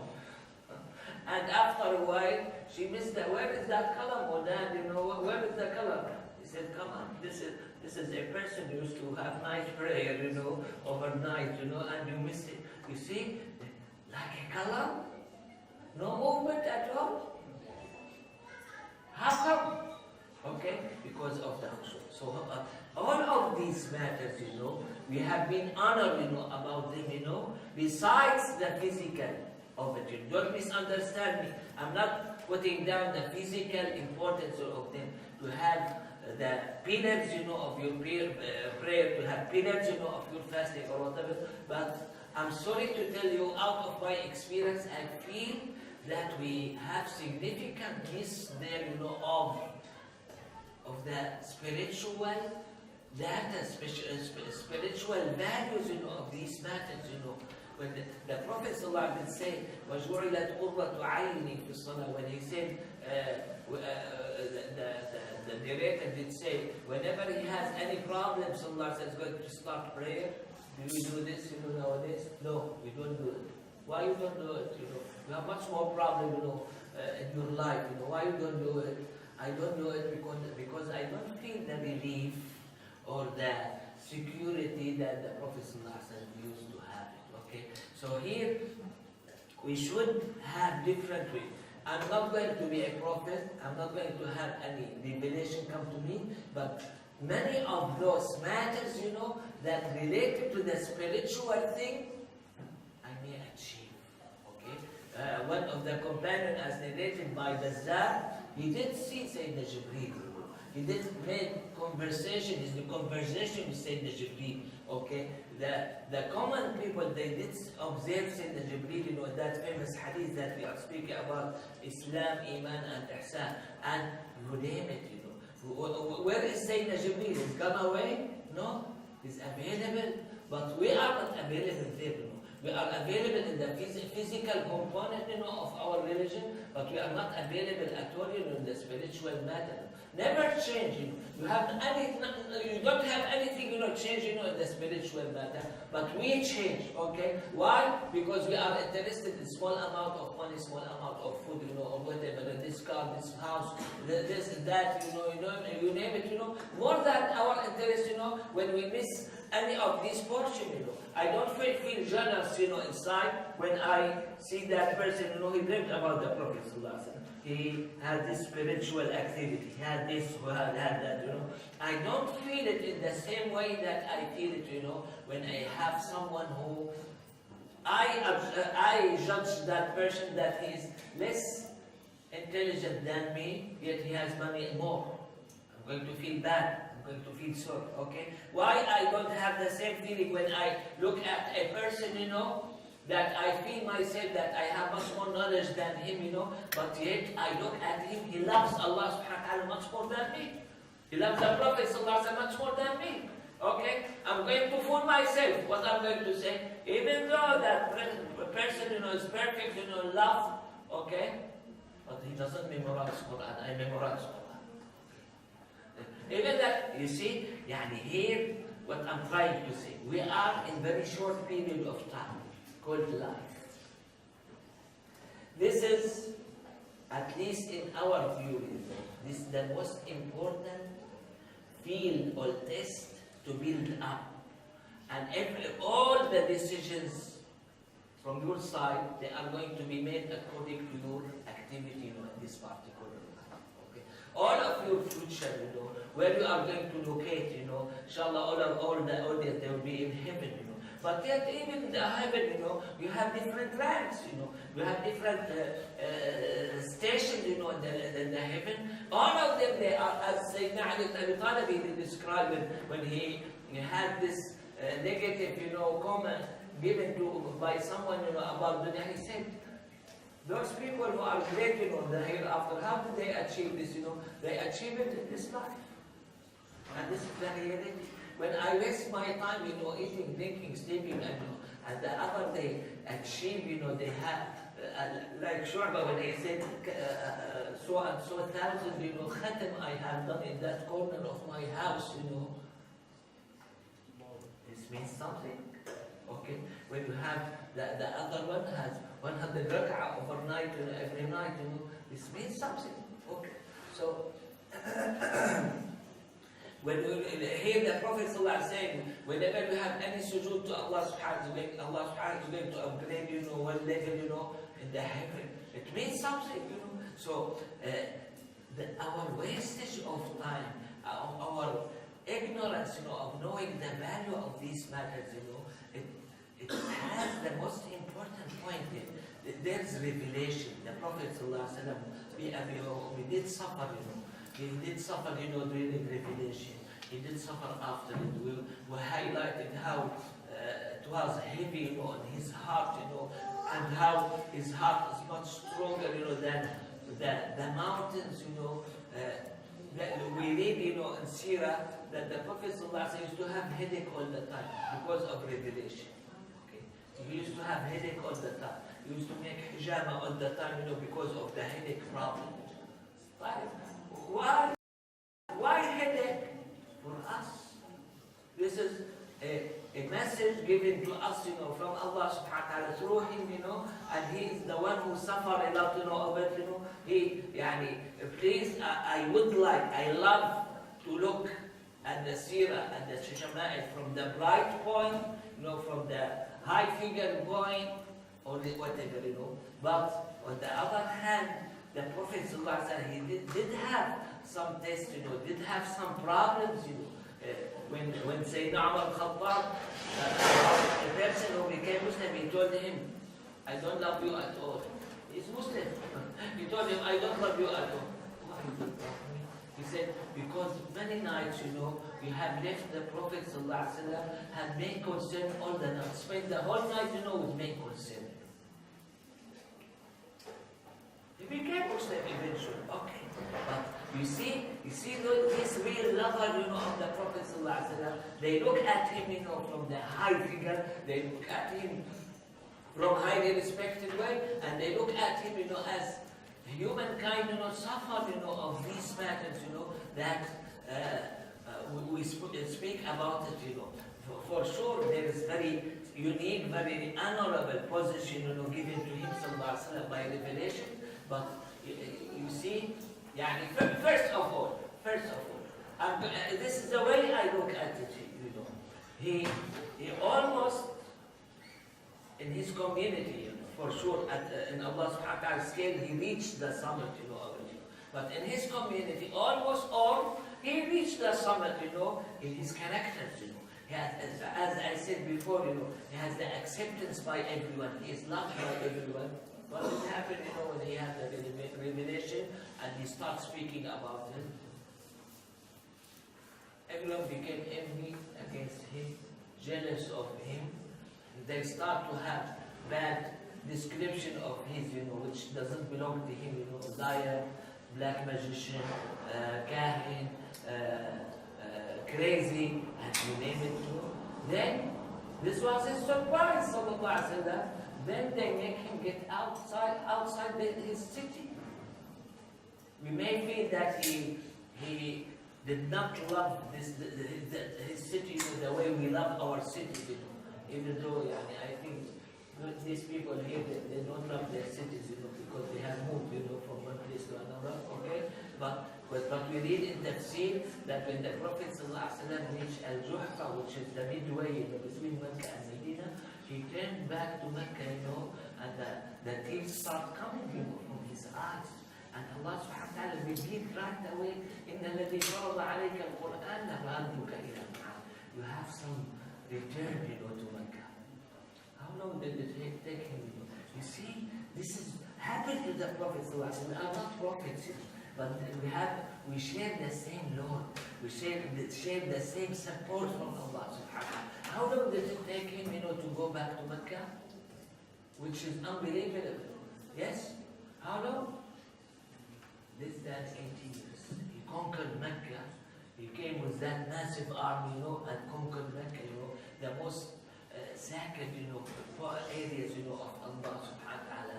In Arab view, no one has the right, to enter Mecca as in with army, or with military, troops, or whatever. And this was a challenge, of one of these people, the Meccan people. When Sayyid al-Abbas, his uncle, he told that person, that my nephew, said he is the prophet, What did that person tell him? We are not going to believe in him till we see the horses, like tanks, in our time. The horses coming from Kada. Kada, this is countryside, of Mecca, north of Mecca. And when we say the horses coming from there, then Sayyidina Hassan said this after a few years, he did say, عَدِمْنَا خَيْلَنَا إِن لَمْ تَرَوْهَا تِسُورُ النَّقْعَ مَوْعِدُهَا الْكَذَابُ. Okay, when the Prophet ﷺ was asked from where we should have the horses, coming, he said, let it come, from the side where Hassan Sabbath did say, okay, which was, subhanallah, exactly the same spot that that particular person did say. He said, we are not going to believe him till we find that the horses, coming from Kada. And the horses of the Prophet, they did come from Kada. You see this promise from Allah subhanahu wa ta'ala, how great, how it sounded, according to this one, to be impossible, and Allah subhanahu wa ta'ala made it possible, within less than 8 years. Or perhaps a little bit more than 8 years, I'm sorry, you have a few months, extra. Okay, anyway, to have it, and the Prophet ﷺ was challenged, by many of these bad person, I look at them as bad person. Why? He was challenged by that person who said from Kada and the other one that I'm about to speak about him. Why? Because they felt that this man, Sayyidina Muhammad sallallahu alaihi wasallam, is equal to us. And that's what mentioned in the Quran. Man هذا الرسول يأكل الطعام ويمشي. So he's going to eat like us, or he's going to walk in markets, like us. Then Allah subhanahu wa ta'ala didn't say, "Well, إنما أنا بشر مثلكم." Similar to, but what? يوحى إليه. This is the revelation. Okay? This is the revelation which make the importance, the significance, the significance in the human life. Same as happened to the Prophet ﷺ. He was one of the greatest person before revelation, but revelation did make significant change in his life. Okay, expose him to much more tests, from Allah subhanahu wa ta'ala, much more hardship, much more difficulties, and he was, mashallah, alhamdulillah, we should be too happy, it is not faith, he was quite successful, in achieving all of these matters, this is part of it, because of the support, of revelation, and he's really smart and intelligent one, okay? That's why he was described, قَدْ أَعَدَّ لِكُلِّ حَالَةٍ عَتَادًا. We are not speaking about ordinary life. Most of us, they live an ordinary life, okay? They go to work, they come back, then they get sick, go to doctor, that. Whereas, in the life of the Prophet ﷺ, we are going to find in each point, each step, some of these steps, this is the way I feel about them, if not the accurate decision was made there, the whole Islam is gone. Okay? And you are going to find not excellent, more than excellent, decision was taken by the Prophet. I'm not exaggerating. Let's study this seerah, Let's have it, in our life. It's very important. Too important. I'm going to share with you, this piece of information which I was told about it when I was in US recently, One person told me, when the French, they occupied, Algeria, they are Muslims, they were Muslims, they're in Algeria. We want to teach fiqh. Okay, no problem. Fadal, teach fiqh. We want to teach Quran. Okay. We want to teach the seerah. They said no. And the only objection they have when they ask them, to teach seerah, okay, which for me to have, these are our enemies, they are against Islam. They know the importance of seerah much more than us, okay. In any aspect, any view, any angle you want to take seerah, is going to be quite helpful for you, as a Muslim. Okay, that's why please don't look at the seerah just as a story, that some of those historical, man, that has done something, Don't look at seerah. It is the seerah, especially what has been mentioned in the Holy Quran, it is part of your religion, part of your practice. As I see it, we have a lot of questions, in this life. Should I do this or that? We are going to be tested, on many occasions. So, I found the Prophet ﷺ in his life, he has the most experienced life and the massive exposure life of all aspects. Some of them, they are quite negative. Some of them, they are quite positive. Some of them will make you sad. The other of them, they are going to make you happy, too happy, and you name it, And all of these matters, all of these positions, you are in real need of having them in your life. You should have them, you should practice them, you should remember the Prophet ﷺ in that regard. And this is perhaps one of the main points, of the difference between us, and the companion. The companion, they used to match everything in their life to the life of the Prophet. And this honor, we gained it, from where? From Allah subhanahu wa ta'ala, because Allah subhanahu wa ta'ala did say, لَقَدْ كَانَ لَكُمْ فِي رَسُولِ اللَّهِ أُسْوَةٌ حَسَنَةٌ.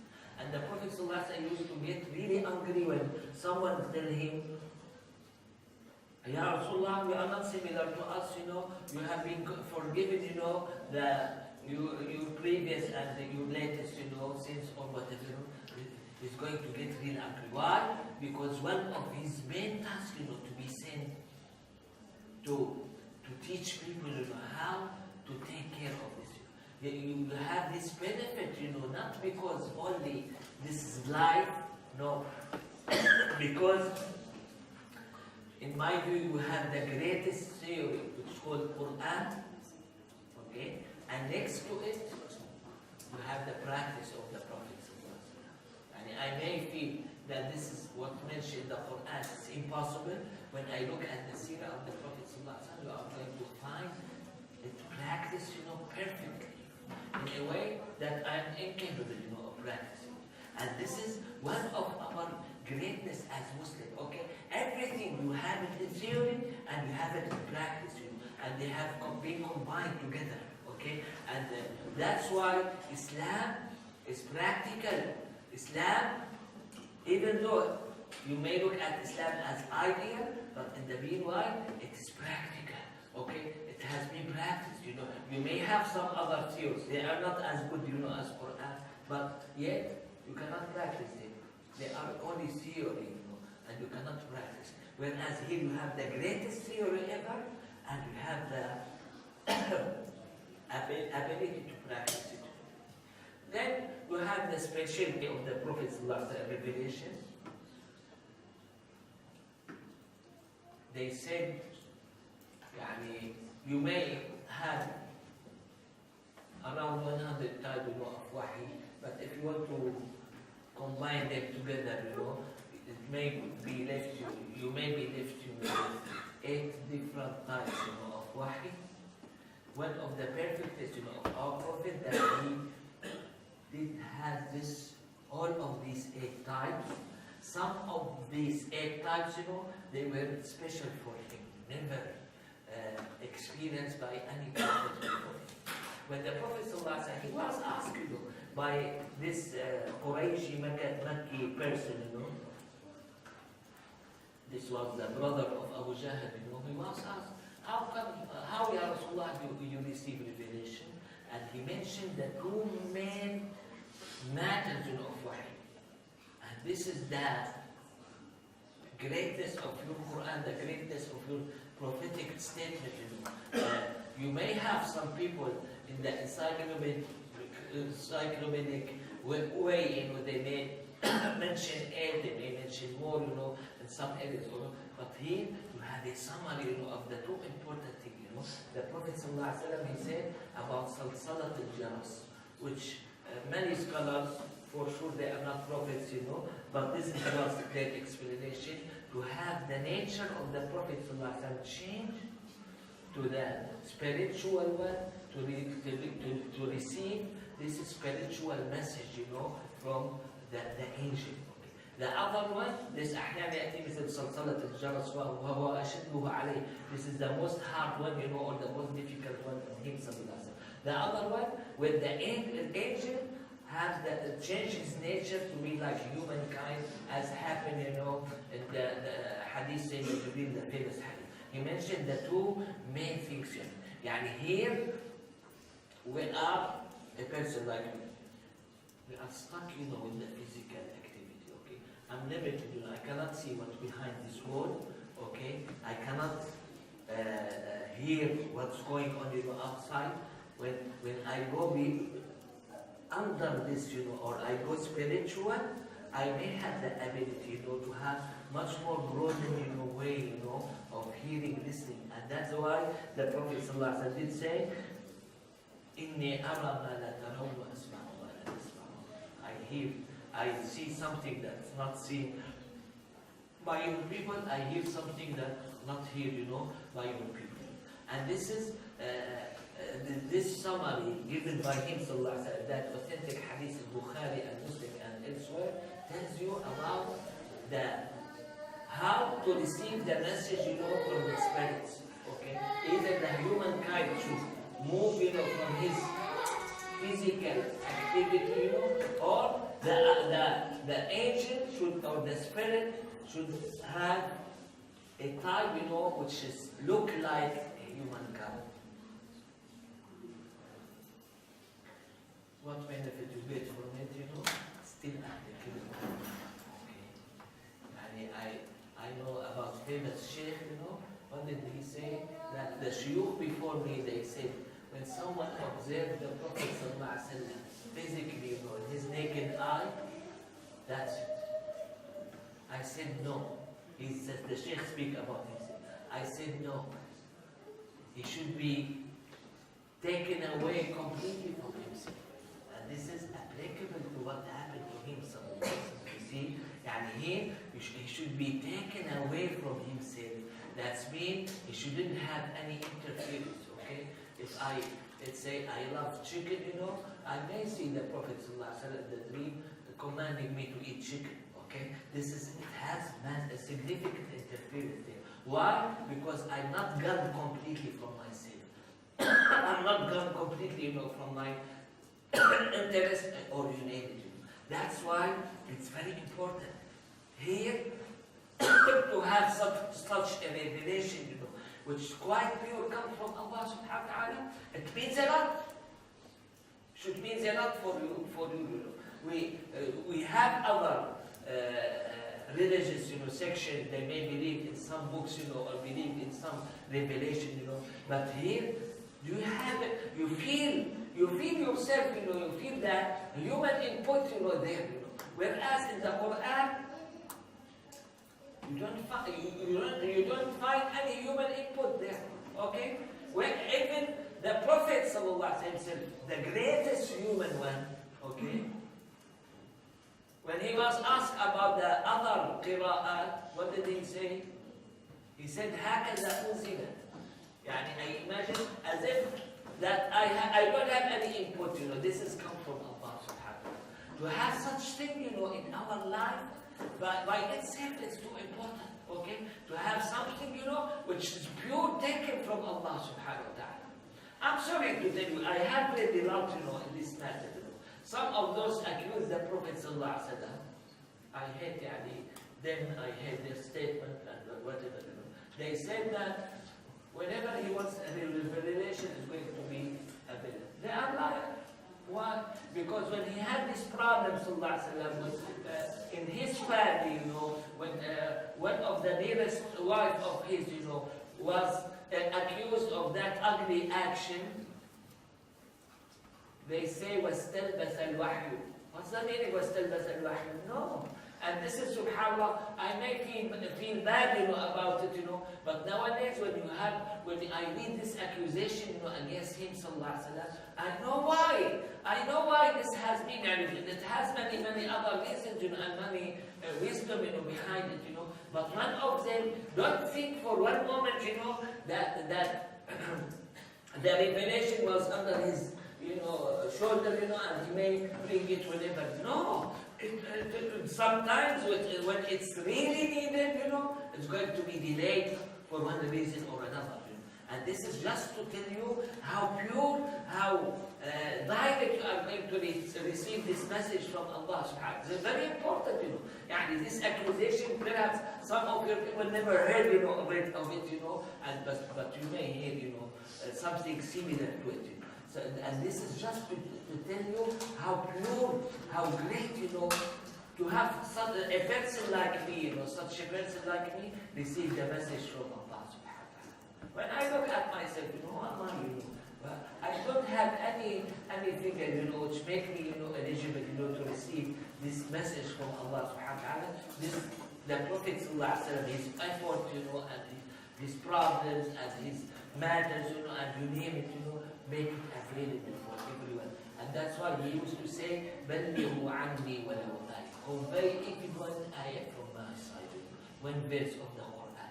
And this should be the task of everyone, okay? Just try to apply it to your life, try to convey to those who are not knowledgeable in it. I'm going to bring the Arab, inshallah, hopefully I'll remember them. That number 3, of the revelation, dreams. Okay? Dreams, our dreams, they are not revelation. The dreams of the prophets, they are revelation. Okay? Some of them, they need interpretation. Some, they don't need interpretation. Why? It's going to be, as Sayyidah Aisha described, كَفَلَقَ الصُّبْحِ. Okay? That's mean as if you have a video, play, of the same exact event that is going to take place. And they said, I don't have any clue about it, Some of the prophets, all of their revelation is going to be through dreams, okay? Number 4, an-nafsu fil ruh. Ruh is the inner, okay? When you have something put in the inner, nafas. What is nafas? Our physical nafas, which may not be the same. You have blow, which is nafas. When you have air, without humidity, okay? And I'm sorry, about this. When you have spit is going to be all human, When you have intermediate, it's called nafas in Arabic. Yeah, you have some of those humidity, and this is what was described by in the Ruh al-Qudus, nafasa fi ruh. Okay? Then you have the direct message come from Allah subhanahu wa ta'ala, which is the speech, we have the talk between Allah subhanahu wa ta'ala and His Messenger. Then you may have the same thing, with seeing Allah subhanahu wa ta'ala. This is controversial, this type of wahi is controversial. Then you may have Sayyidina Jibreel in the way he was created, with 600 wings, And this happened to what we know about it, We cannot restrict ourselves, but what we know, it happened to the Prophet ﷺ twice. He didn't observe Sayyidina Jibreel in the 600 wings, the original creation of Sayyidina Jibreel. The last one is special to the Prophet ﷺ. They call it Wahi Israfil. It's done by Sayyidina Israfil, another angel, and this is special for the Prophet ﷺ. And according to this narration that mentioned, about Wahi Israfil, it happened 3 years before it was taken away, by Sayyidina Jibreel.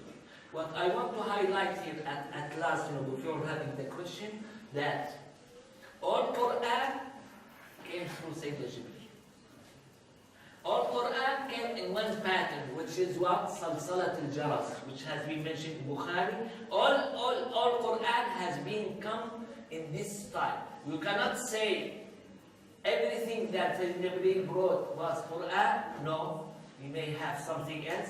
You cannot say anything come from Salsalat Jaras is Quran. Okay, you got this point? Yani all Quran was of one type, but through one angel, which is Sayyidina Jibreel. Okay, Salsalat al-Jaras. But you cannot say it's in the opposite way, because it's completely inaccurate.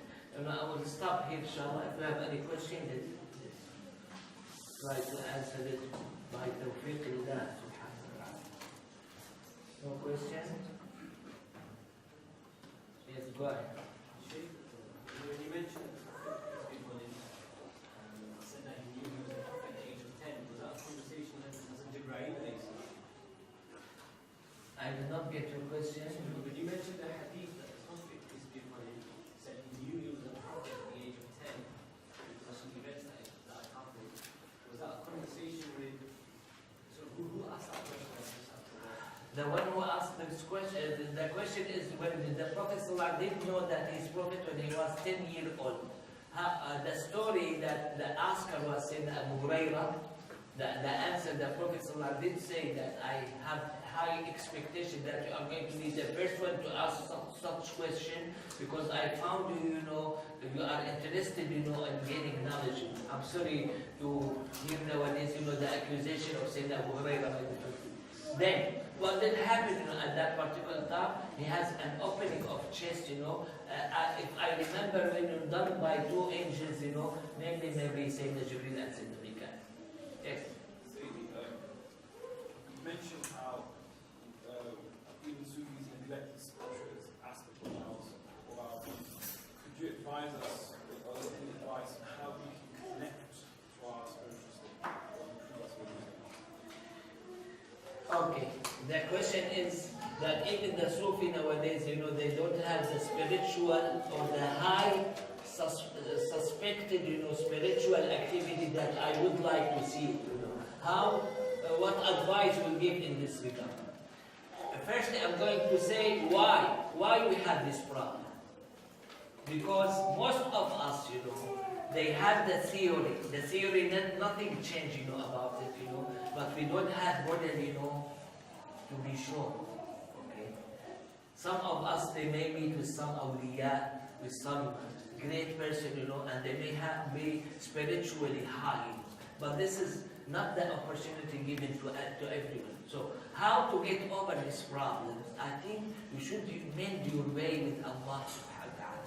Mending your way with Allah subhanahu wa ta'ala, you have different channels. This is my belief, You have hundreds and hundreds of channels, but usually I highlight two of these channels, First one, to have plenty of recitation of the Quran, even though you may stay for a few years or more or less, without having any change, but this is going to open your way, to have your relation with Allah subhanahu wa ta'ala by reciting Quran, and the other one, by having night prayer, okay? To have at least 2 rak'ahs, I think here in UK it's too easy, during winter, it's too difficult, during summer, alhamdulillah. Other questions? Yes?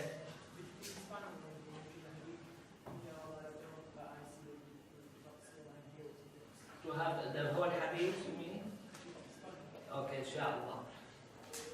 The Prophet ﷺ, I think this was khutbah, but I'm not quite sure. He did say, إِنِّي أَرَى مَا لَا تَرَوْنَ وَأَسْمَعُ مَا لَا تَسْمَعُونَ أَبْطَتِ السَّمَاءُ وَحُقَّ لَهَا أَنْ طَائِفٌ ما فيها موضع 4 أصابع إلا وملك واضع جبهته ساجدا لله تعالى والله لو تعلمون ما أعلم لضحكتم قليلا ولبكيتم كثيرا ولما تلذذتم بالنساء على الفرش ولخرجتم إلى الصعودات تجأرون إلى الله عز وجل. Then the last comment, many scholars, they said this, it came from Sayyidina Abu Dhar, وَلَوَلِدْتُ أَنِّي شَجَرَةٌ تُعْبَدُ. The translation of it, I may not be that good in translation, that I see the unseen, I hear the unheard, there's a أَبْطَتِ السَّمَاء, this is the voice when you have heavy burden, and something, you are going to hear some voice, and the heavens, they have this voice, which has been heard, by the Prophet ﷺ. Why? Because of the crowded area, with angels, you hardly find 4 fingers, in space, that you don't have an angel, prostrate to Allah subhanahu wa ta'ala, the heavens. If you know the way I know, that's what the Prophet ﷺ did say, you are going to laugh for a short period of time, and you are going to cry for a long period of time, and you are going to get outside your houses, screaming to Allah subhanahu wa ta'ala. Okay. What's the difference between Quran and Hadith Qudsi? Firstly, the first difference, that the Quran is the miracle of the Prophet ﷺ. Hadith Qudsi, no miracle there. The Quran has massive transmission, which call it in Arabic, mutawatir. Hadith Qudsi may be mutawatir, maybe authentic, maybe sound, maybe weak, maybe fake. Okay, you have the all possibility. In Quran, you don't find except the first item. Thirdly, many scholars, they said, all of them, they are revelation from Allah subhanahu wa ta'ala, even the ordinary hadith. But the main difference, you have the structure, of hadith Qudsi and hadith, the ordinary hadith, it comes, the Arabic structure, it comes from the Prophet sallallahu alaihi wasallam. That's why you may have different narration, you may have different structure, mentioned by different person. Whereas the Quran, the structure, this Arabic structure, it came from Allah subhanahu wa ta'ala. Other questions? No more questions? Inshallah, we'll have a break for how much?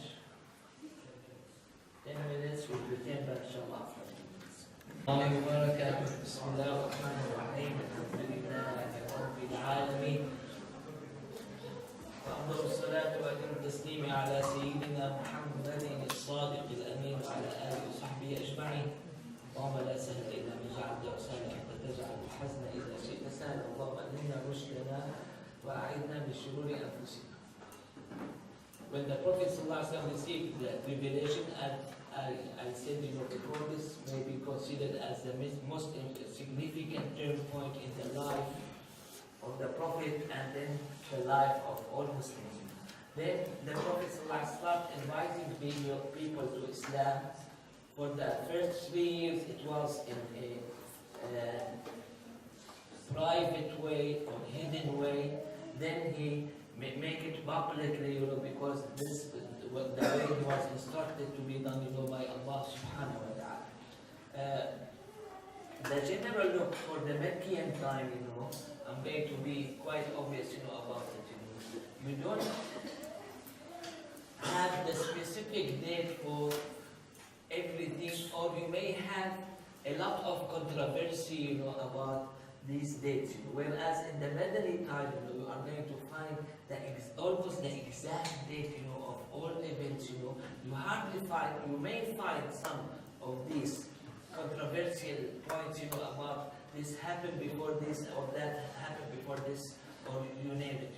Okay, but generally speaking, this is the common case, in the Meccan time, which is not the same, in the Madani time. That's why I have in my mind, I may match some of the Madani surahs, with the time period, of the in Medina al-Munawwara, whereas I failed completely to have the same thing, in the Meccan time.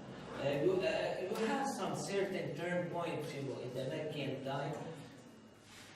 Sayyidina Abdullah ibn Mas'ud and some others, they said that the Islam, when Sayyidina Umar ibn Khattab became Muslim, this was a significant turn point.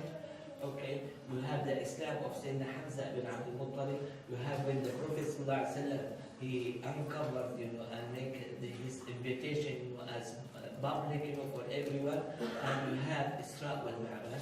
These are the main turn point. Then you have the turn point which led to immigration, which is when the people of Medina, they accepted the Prophet ﷺ as being in their town.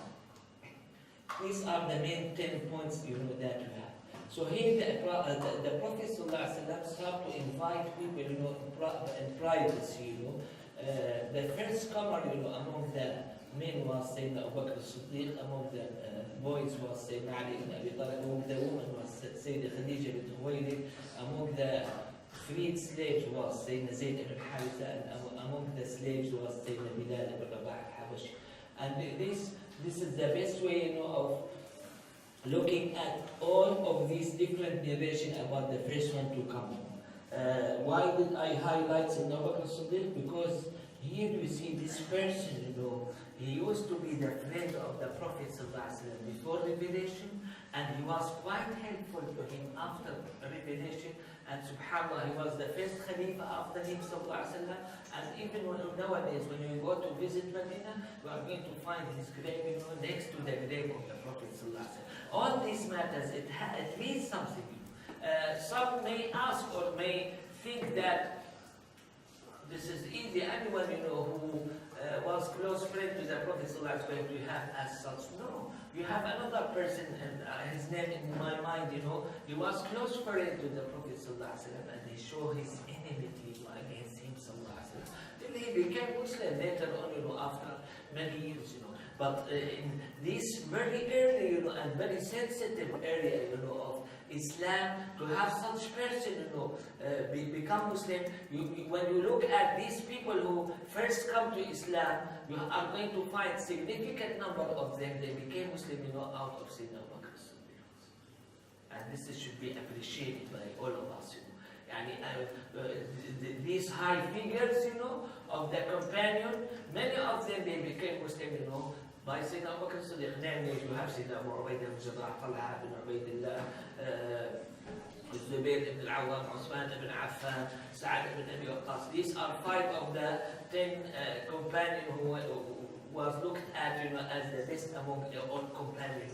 So this is quite helpful for him, sallallahu alaihi wasallam, to have such a support, from the beginning, and the significant role of it was done by Sayyidina Abu Bakr as-Siddiq, because these are the preparation of Allah subhanahu wa ta'ala made Sayyidina Abu Bakr as-Siddiq, not to the same extent, but he is accepted, a person has accepted personality among the Qurayshi community, and he is loved by many of them, and he is well known to them, and that's why many of those newcomers to Islam, they became Muslim through Sayyidina Abu Bakr as-Siddiq. After 3 years, here started the hardship, and the difficulty of Islam, when the Prophet ﷺ was commanded, to announce, publicly, about his message. Okay, and this is, you take it from 2 different verses in the Quran. The first one, فَاصْدَعْ بِمَا تُؤْمَرُ وَأَعْرِضْ عَنِ الْمُشْرِكِينَ. Okay, the other one was for the direct family, or when you subdivide Quraysh to 12 different subdivisions, one of them is called Banu Abdi Manaf. And for the first one, you read, especially in Bukhari and Muslim, about how the Prophet ﷺ, he climbed the Safa, which was, I assume it was higher, in their time, now because of the flooding and other factors, many of those figures has been changed, but apparently the Safa was high mountain, and the Prophet ﷺ stood on it, to call everyone, to warn them about the punishment of Allah subhanahu wa ta'ala. And this is, you read it in Bukhari and Muslim, as I said. Whereas the family invitation, it was done, as narrated in Muslim Imam Ahmad ibn Hanbal, how the Prophet ﷺ made, served a food, for the people of Abdi Manaf, people of Hashim in particular, okay, and how he failed in the first time, to have anyone respond to him, because the one who started speaking was, as in the tribal system, as you expect, was his uncle, Abu Lahab, and not himself, And he made another invitation after few days, and he started the speech, sallallahu alaihi wasallam, and unfortunately there were roughly 40% of his family or so. The only one to respond to him was Sayyidina Ali ibn Abi Talib, who was quite young, he was roughly 10 years or 13 years, and he was the only one to respond to him.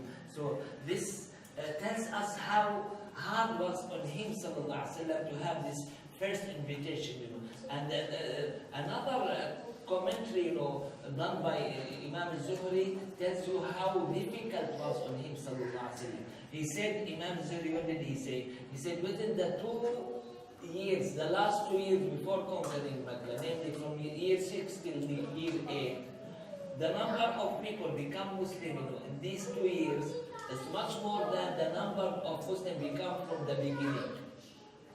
That's mean you add 6 years to 13, that's mean total of 19 years. In these 19 years, you don't have the number of Muslims, equal to the number of Muslims within these 2 years, okay? And this is just to tell you that the Prophet ﷺ did not have very easy experience, or whatever in that regard. He has it too difficult, and too tough. Even I have read not that recent, but we don't read it, in Sirah books, that when the Prophet ﷺ asked people to join him, you have respond, from everyone, all the Meccan people, to the extent when he recite Quran and they perform sujood, you hardly find any place, Why? Because the high figure, they used to spend the summer, in Taif city. When they returned back to Mecca, what did they do? They made everyone return back, to their original village. You got this? All of these matters, I should look at them as negative, and for the one who is not the Prophet depressing, and is going despairing, facts, but the Prophet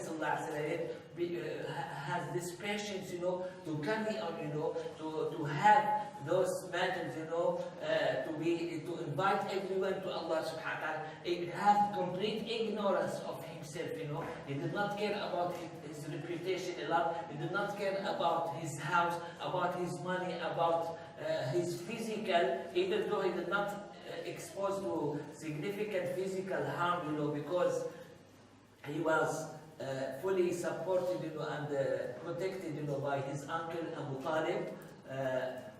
But as I said before, you see the response that he received, from this roughly 40 person, the only one to respond was Sayyidina Ali ibn Abi Talib, who was quite young. Okay, and he has this massive protection, and just I imagine that case when they used to apply a lot of pressure, on Abu Talib. And we read in Sirah in one time, when they had this pressure on Abu Talib, he felt that he should speak with the Prophet about him, with his nephew about it, because he cannot tolerate it anymore, and he called upon him, and he started speaking with him that we should give away, we should compromise, we should have some way, to attract the Meccan people more. And the Prophet felt that his uncle is going to give him away, or to lift up, his protection. And the Prophet stood up and he cried and he said, "Listen, my uncle, if they are going to put the sun in one of my hands, and the moon in the other, I'm not going to quit whatever I'm doing." And those impressive wording, from the Prophet they didn't affect Abu Talib a lot, and he said, had this great decision, go and say whatever you want to say. I'm not going to believe or give you away, to anyone. So you have all of these tests, in the Meccan time, physical and non-physical, temptation, by something desirable or something hated, and they are going to apply all of these matters, on the Prophet and his people. And that's why the Prophet and this you may consider it as one of the 10 points, he encouraged everyone who does not have full support, by his family in the tribal system, to immigrate to Abyssinia, and the Prophet gave this description, which is unusual, to have it, done by a fellow, come from Mecca to know about the king of Abyssinia. Okay, was he successful? Yes, as usual. Here, when you hear what the Prophet described that king, you are going to have full confidence about anything mentioned by him. And this was the attitude, of the people, in his time. You are going to find even the non-believer in his time, whenever he said something, they'll take it for granted. Okay? They don't have any argument. When in Bukhari this mentioned, when one of those high figures was told that he's going to be killed, in that battle, even though he's one of the high figures, and many of the followers, they are going to follow him, what did he do? He was completely hesitant, to get outside Mecca, And then he was convinced by someone to go for a few miles or more, and then return back, And subhanAllah, because of the very destination and the Prophet is truthful, he just drove all the way, to be in that battle, and was killed, So what I'm trying to say, in the time of the Prophet the believer out of belief and the non-believer out of experience, They used to, whenever they hear anything from the Prophet ﷺ, to take it for guarantee. They are not going to argue, they are not going to say this is right or this is wrong, just because of this fact, there. And that's why, how come, I should ask myself, how come, a fellow from Mecca is going to know about the king of Abyssinia?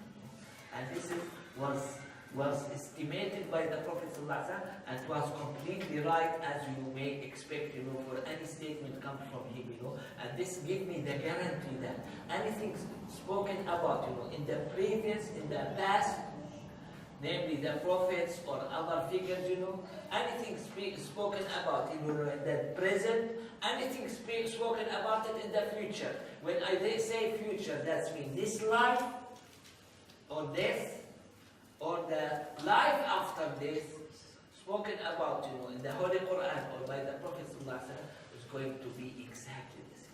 I'm going to tell you about my experience. I feel myself that I understand some of those ahadith, really when they happen, in my life. It's going to be absolutely, different than what I thought. But they match exactly what the Prophet ﷺ did say about it. I'm not here to give examples, we have a lot of examples, but you see, you look at the Prophet as if he's observing those events that are going to happen.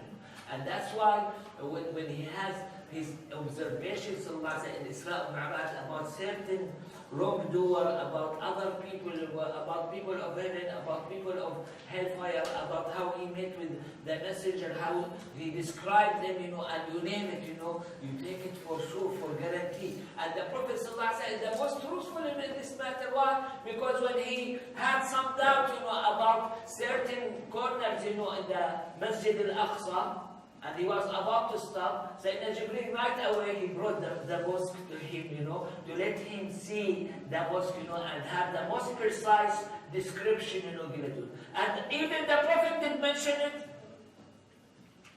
Now, when I care about my shape and position and reputation, what I'm going to say? No, this is only my knowledge. You see how knowledgeable I am?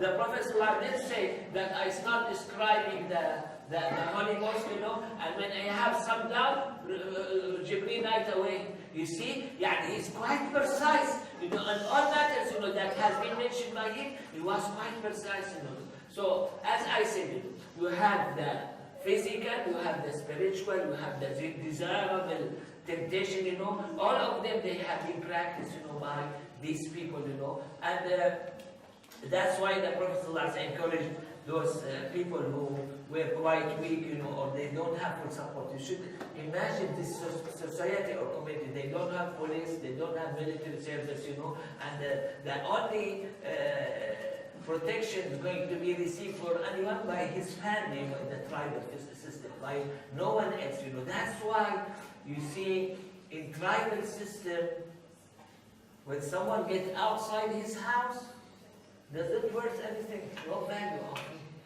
Okay? Even he's much less than the value of the arrow that is going to be killed by. That's why Allah subhanahu wa ta'ala in the Quran, He joined أَنْ يَقْتُلَ أَنفُسَهُمْ أَوْ يُخْرِجُهُمْ دِيَارِكُمْ. He said, if by any possibilities has been designated to command them, to kill themselves, or get outside of their houses.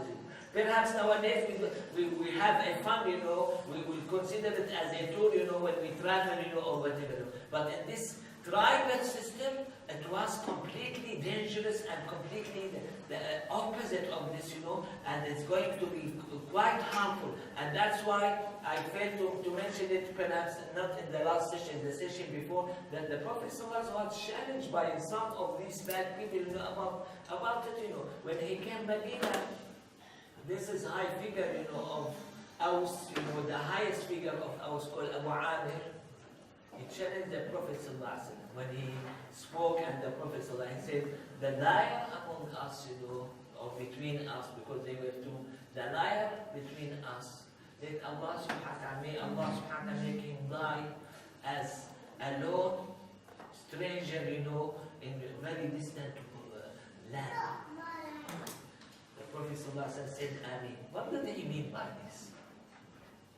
He meant to take advantages from the Prophet ﷺ, because he was sent out Mecca, okay, and as if he gave him the hint that he is not loved, even though most people in Medina, they used to love him a lot, that there is not that love, and he's going to die, eventually like a stranger.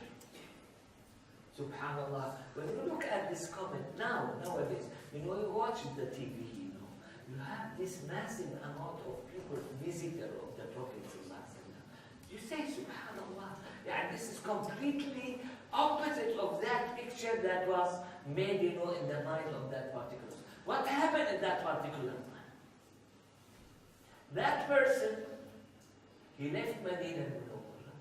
He went to Syria to have his colleague people there, the Rahib. Apparently he became Christian or something, and he passed away there as a stranger, without anyone. See, so he made the dua against himself. But what I'm trying to say, that they used to raise up this point, to put the Prophet ﷺ down. And the Prophet ﷺ, out of his noble personality, even though he didn't understand it very well, you take it easy, Ameen, okay, Ameen, okay. And then this is what happened, with him, when some of the people, they came to his house, and they, Assalamu alaikum, that say this on you. The Prophet didn't hear it, it was too smart, to hear it, but he said, wa alaikum, okay. Then his wife, start to cursing them, and have bad language, against them, Then she said, Ya Rasulullah, haven't you really heard, what they say? No, I didn't hear what they said, and I have the answer to it. I said, wa alaikum.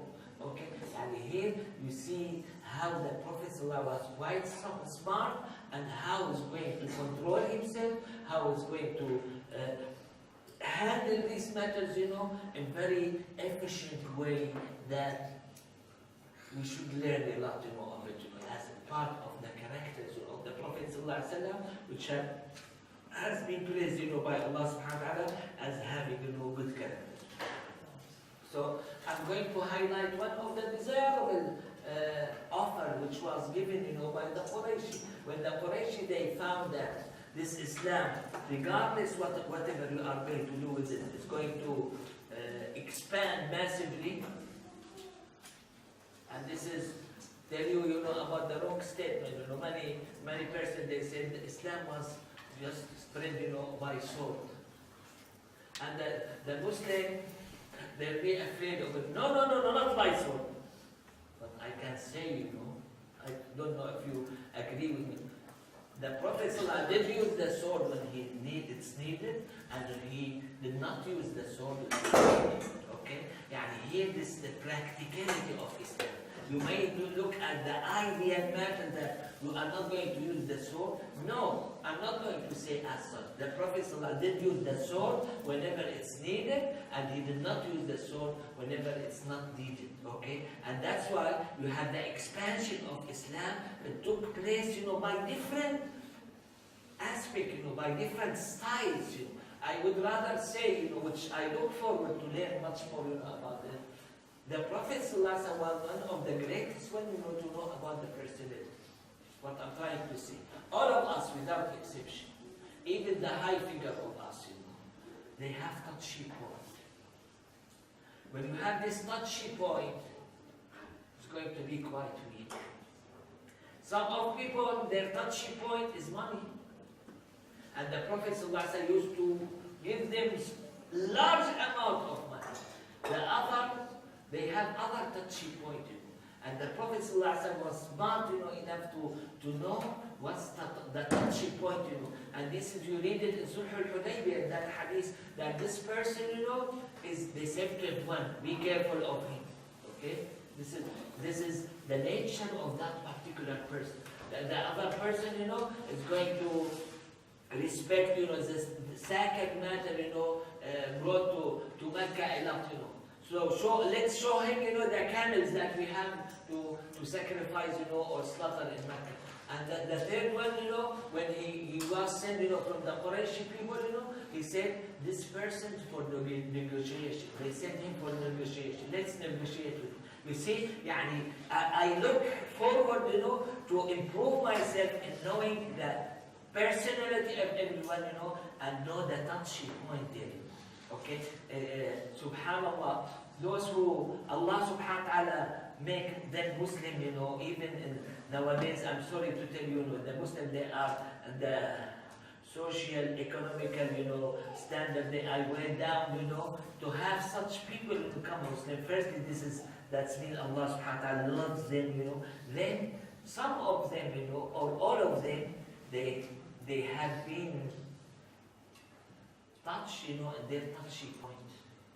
And that's why they became Muslim. Otherwise, you cannot imagine that such people will become Muslim, unless they have this great matter done from Allah subhanahu wa ta'ala. And the Prophet was quite skillful, and perfect, in having these matters. So, he told most of his followers, to go to Abyssinia.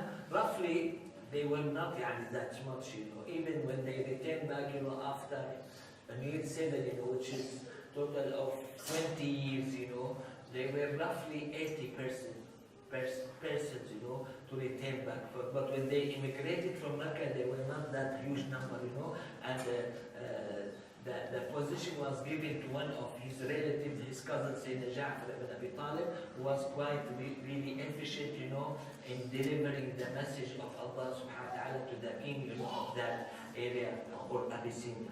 Okay. So, if I want to speak about the desirable point that they offer the Prophet ﷺ, they observe that this religion, regardless of whatever you are going to do with it, is going to be expanded, and manifested all the time.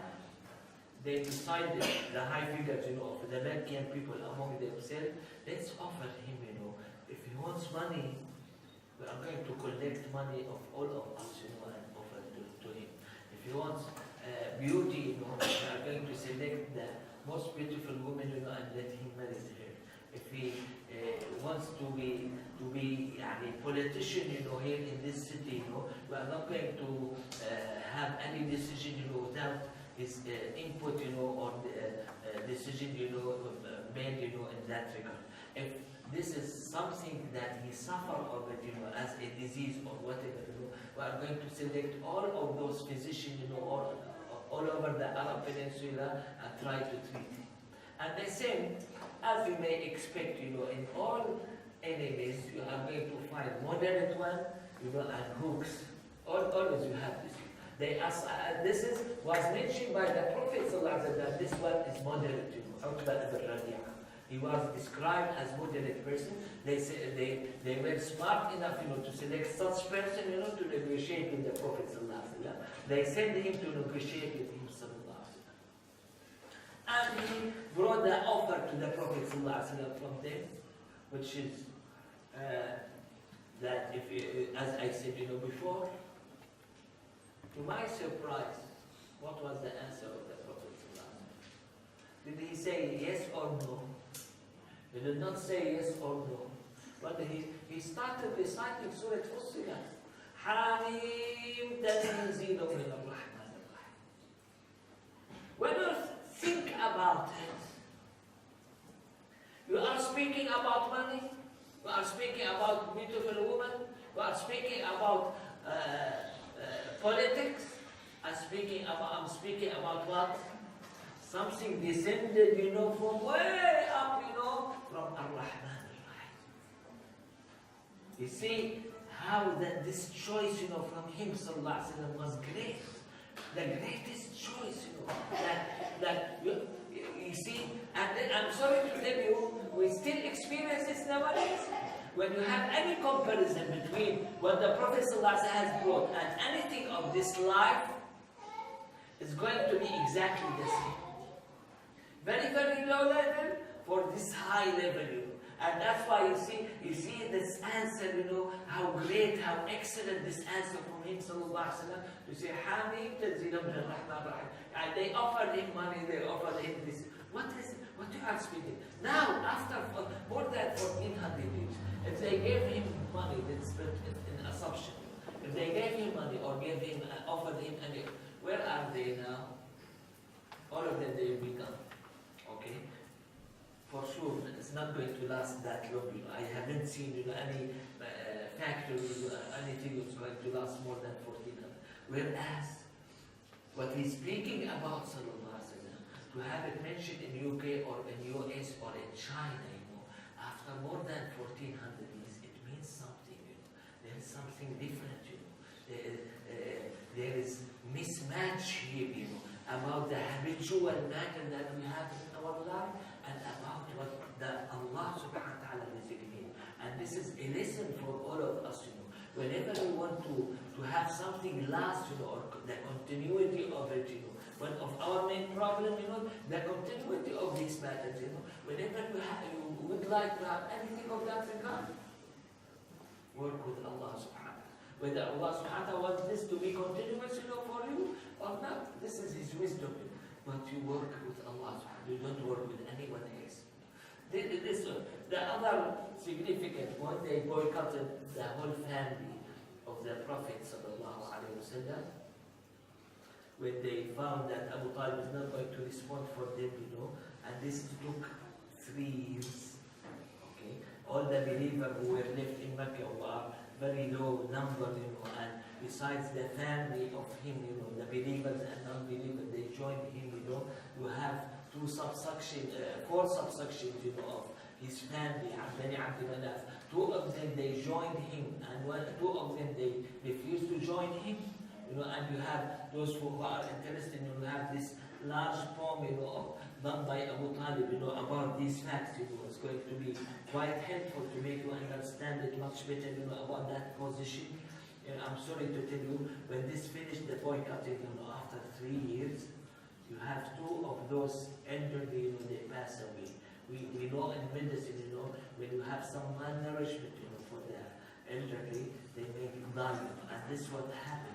And this all, you look at them, as negative matter, happened to the Prophet in his life.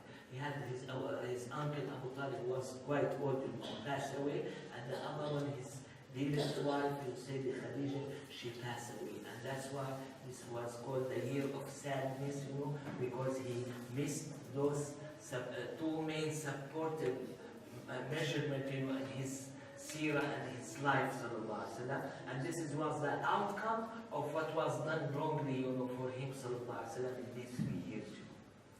These were quite tough years, and they ended, by the death of these great persons, both of them.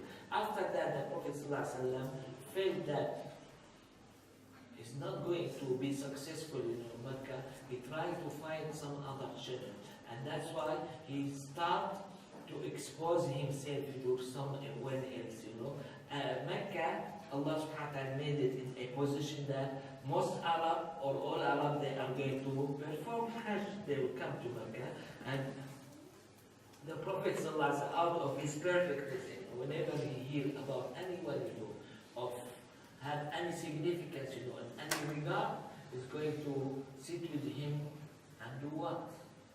Recite Quran. To show him, the message from Allah subhanahu wa ta'ala. We feel ourselves that we are quite eloquent, we are quite fluent, that our talk is going to be much more effective. But you see, the one who is most in this, than us, is the Prophet.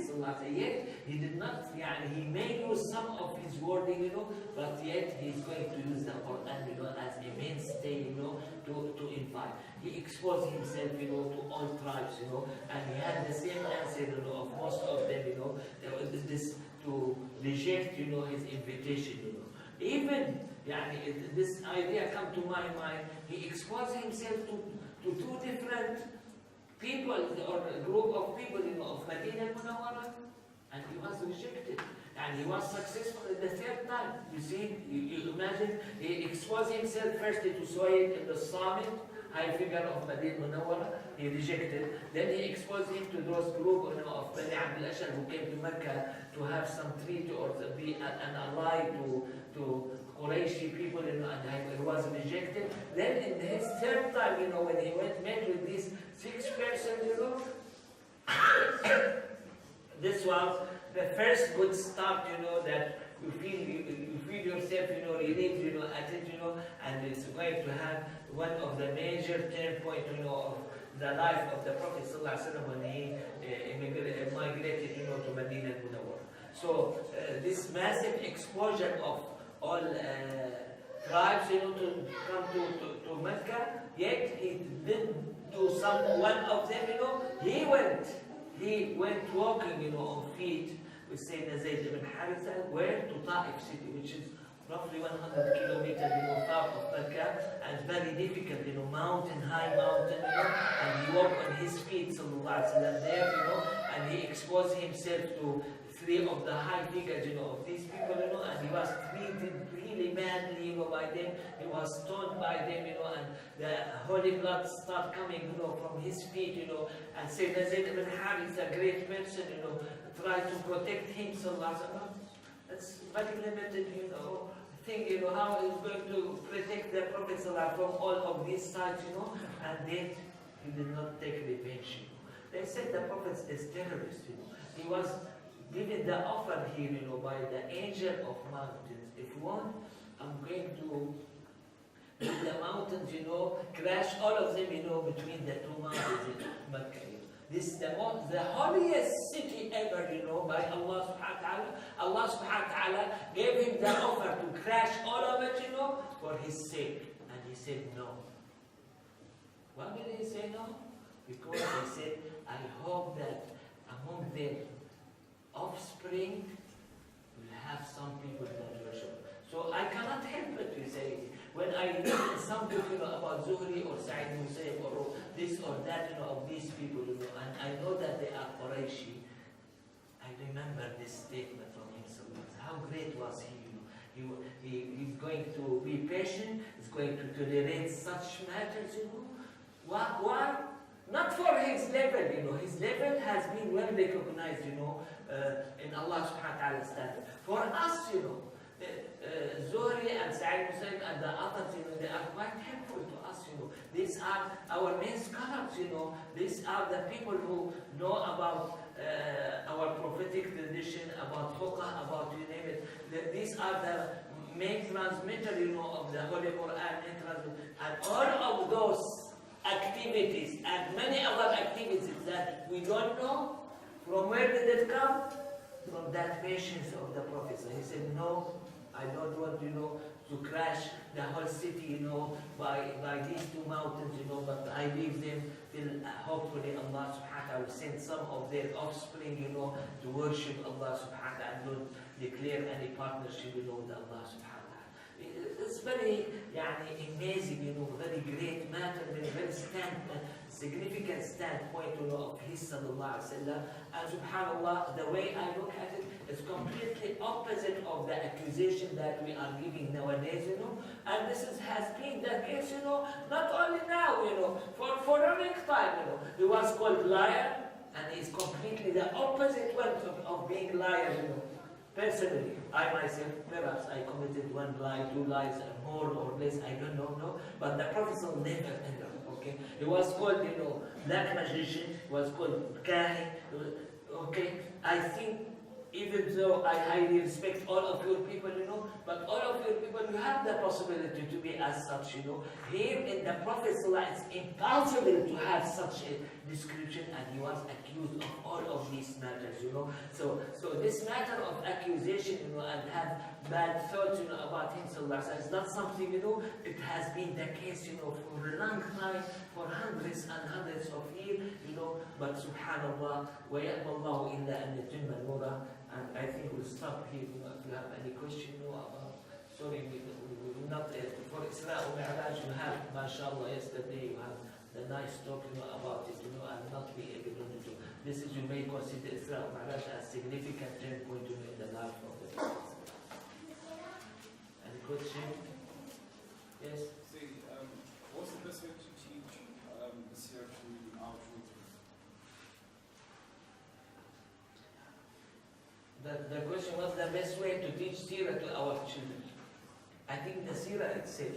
I cannot find anything better than the Sirah, to deliver to. I'm going to be much more thorough with you. When they ask me about my dad is humankind. He has some great manners and he has some negative manners. I'm going to hide these negative manners, and whereas here in Sirah, when you want to hide, what you are going to hide? You cannot hide anything, So the best thing, to give them the Sirah, itself, especially in this young age, they are interested in the ideal matters, and you cannot find it in any other areas, except the Sirah of the Prophet. For sure, one of the way, when they observe you, have a significant involvement in your life, with the Sirah, and you are going to mention anything related in your life, to the Sirah, this is going to leave significant place, in the heart, of the good children. Yes? Question on the previous segment. I was just wondering when you mentioned about the different ways Prophet received wahi from Allah subhanahu wa ta'ala, how did he distinguish between what was to be presented as the Quran and what's outside of that? Is that it? The question, when you mentioned about different styles of wahi, how the Prophet ﷺ used to distinguish, between Quran and other things, I'm sorry, I don't know the answer of this, You should ask the Prophet himself, how did you distinguish it? The matter of wahi, there are the specialty of prophets, When you have non-prophet to speak about it, it's going to be completely wrong.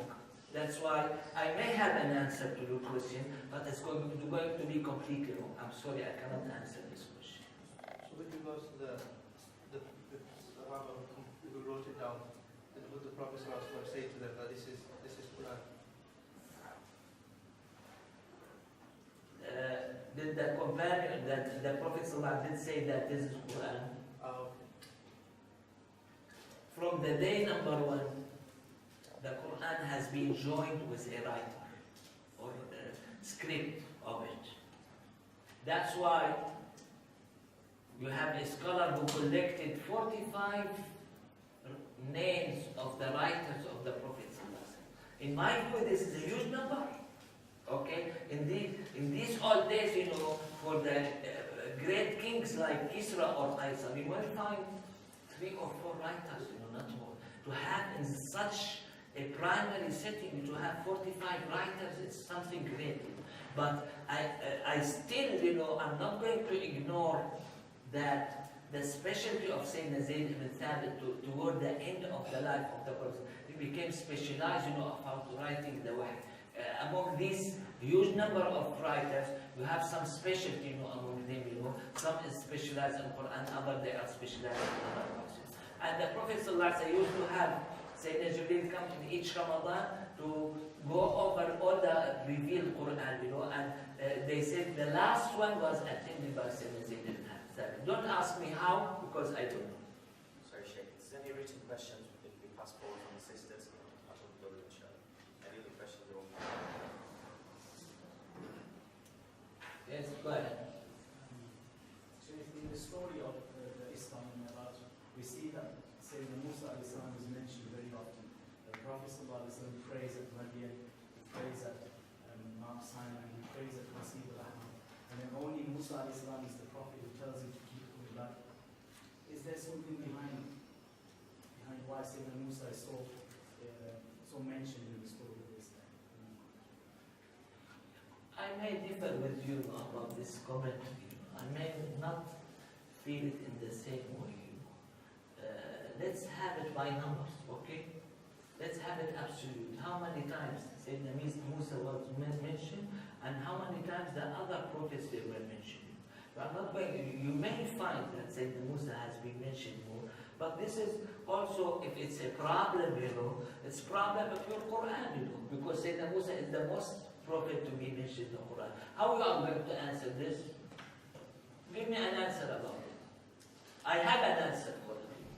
But here, for accusation, to say that this has come from some Israeli people, or Ka'b al-Ahbar, it's completely wrong, because the way Sayyidina Musa was mentioned in the Quran is going to be much more than the way of mentioned in Mi'raj hadith, yet you still, when you go by number, okay, why just to mention this as a piece of information? Count how many times he was mentioned, how many times was Sayyidina Isa mentioned, how many times was Sayyidina Ibrahim mentioned. You are not going to find it's too much, mentioned about Sayyidina Isa, Sayyidina Musa more than the others, okay?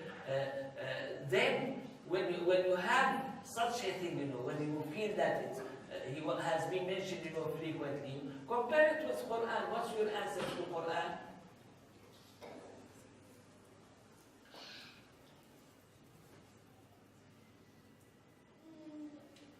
Other questions? Yeah. I suppose at the time when they looked at the Prophet, it seemed a small number in the press. I suppose we can draw parallels to what's happening in the world today. Can we learn as Ummah now in terms of dealing with pressure or dealing with being minorities in this country? What the Prophet ﷺ did say, I'm not going to abrogate something established by him ﷺ, but he asked everyone to be patient, and hold still till the other means, of how to deal with this position, was mentioned by him ﷺ. But in these early days, it was to be patient.